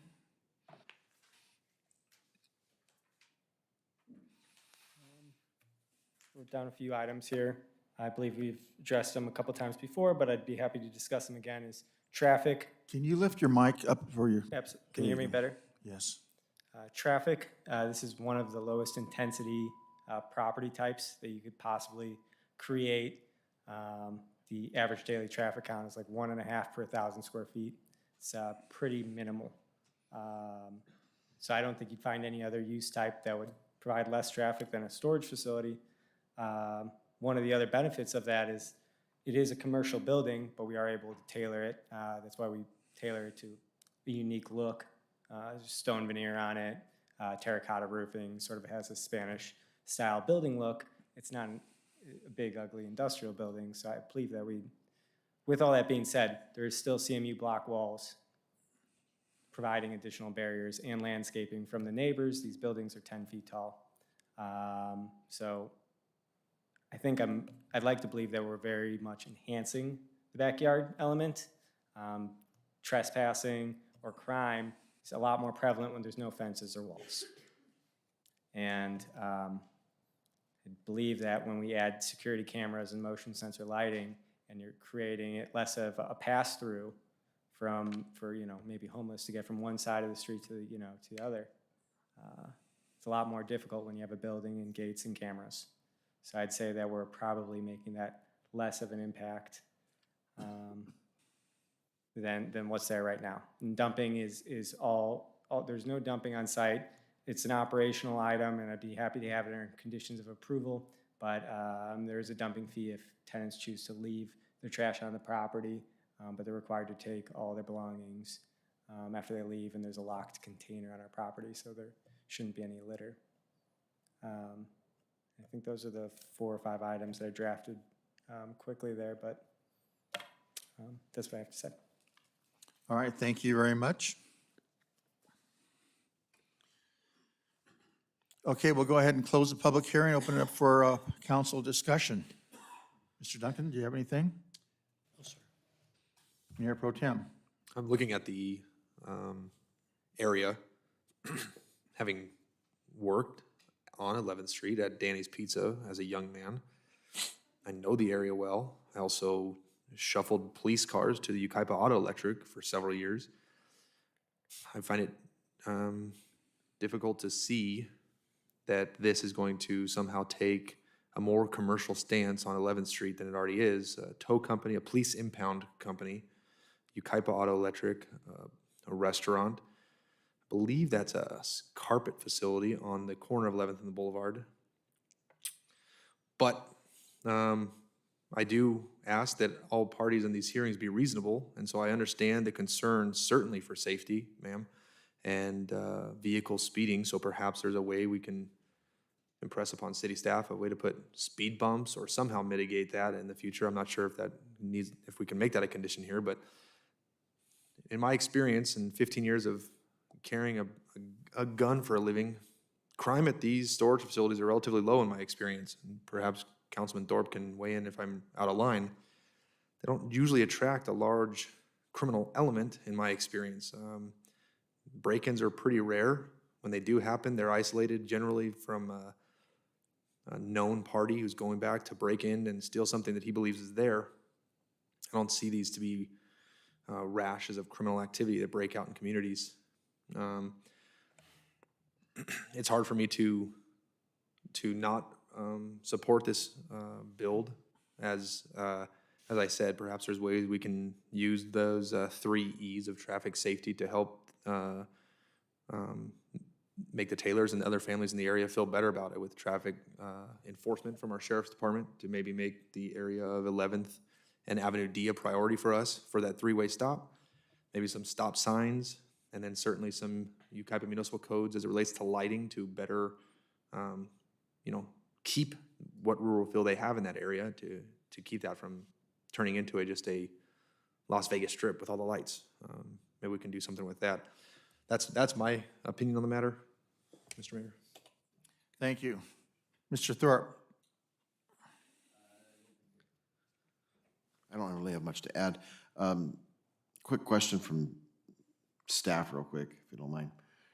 With this project, did we utilize any of the SEPTED concepts with how this is laid out, lighting, cutoff lighting, light studies, crime prevention techniques? Yeah, so the lighting study hasn't been provided. It will be required as part of the building permit submittal process, but they will be doing the photometric study.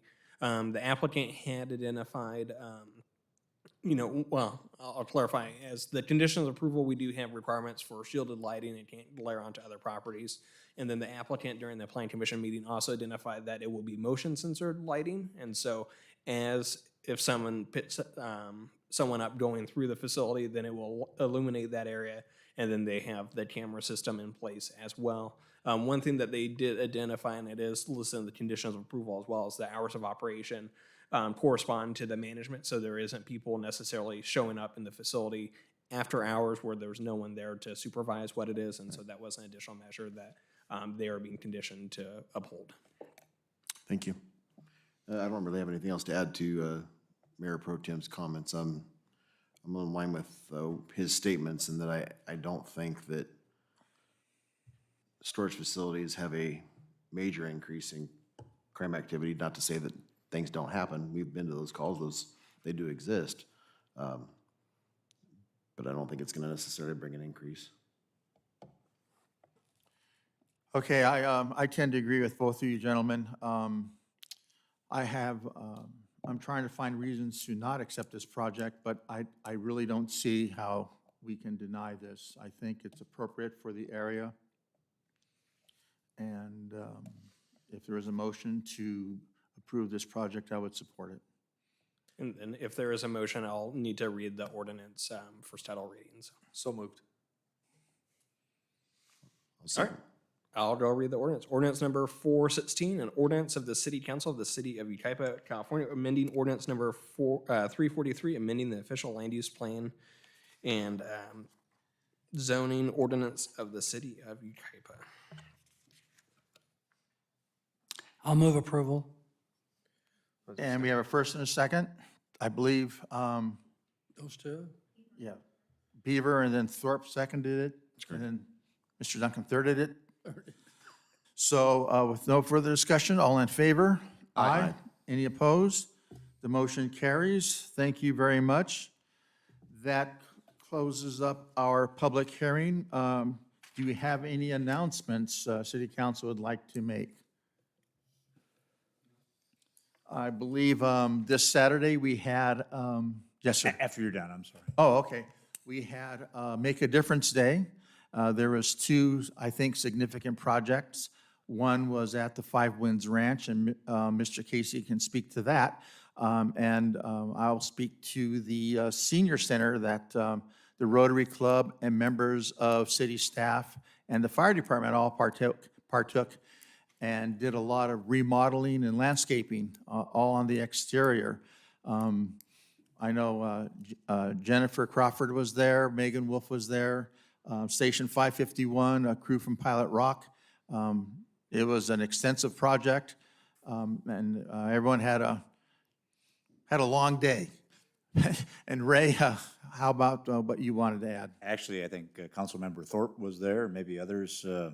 All I would say is that, appreciate the volunteer efforts across the board, but I certainly appreciate the leadership, volunteer leadership from my staff. Megan, Chris, or Scott was out there. Scott Washburn was out there. Megan, her team, Jennifer, like you said, worked her tail off at the senior center, and so you had a bunch of staff members that volunteered as well, and it was really fun to be part of that event once again. Oh, comment on that as well. Just the amount of volunteers that we had this weekend going out to the two projects, and then also there was a third one. The principal from Valley, Principal Miller, had a Make a Difference Day at their school, and they had a decent turnout for that as well. So you've got three things going on in the city, and you've got people from all over coming in to help out. It's just awesome to be a part of a city that does that. It is. I want to echo a citizen who spoke earlier about volunteerism. Yucaipa can be very, very thankful, and we are proud of the citizens who step up and volunteer for everything. It's just not Make a Difference Day. We have a great community that comes together whenever the call is made. With that, Mr. Mayor, one last thing, I'm sorry, and I'd like to turn it over to Mr. Matlock, if that's okay with you. So I'm pleased to announce that the state of California has certified the city's housing element. So we are one of the minority of scanned cities that officially have made it through. I think most planners and housing professionals have articulated the hardest probably cycle that we've ever been through, and want to thank City Council and our Planning Commission and everyone that was involved to help form the policies and to really create a plan that the state has approved. And now my staff will be busy making sure that we're on track. all right. Outstanding. I could say something, but I'm not going to. Closed session. Mr. Snow, do you have anything for closed session? Thank you, Mr. Mayor. We have one item on this evening's closed session. It's conference with legal counsel regarding anticipated litigation. It's one item liability claim number 2022-08 by Manuel Luis, and we would expect reportable action on that item this evening. Thank you, sir. Ladies and gentlemen, the City of Yucaipa, thank you for your participation. Keep it coming. We'll now adjourn to closed session.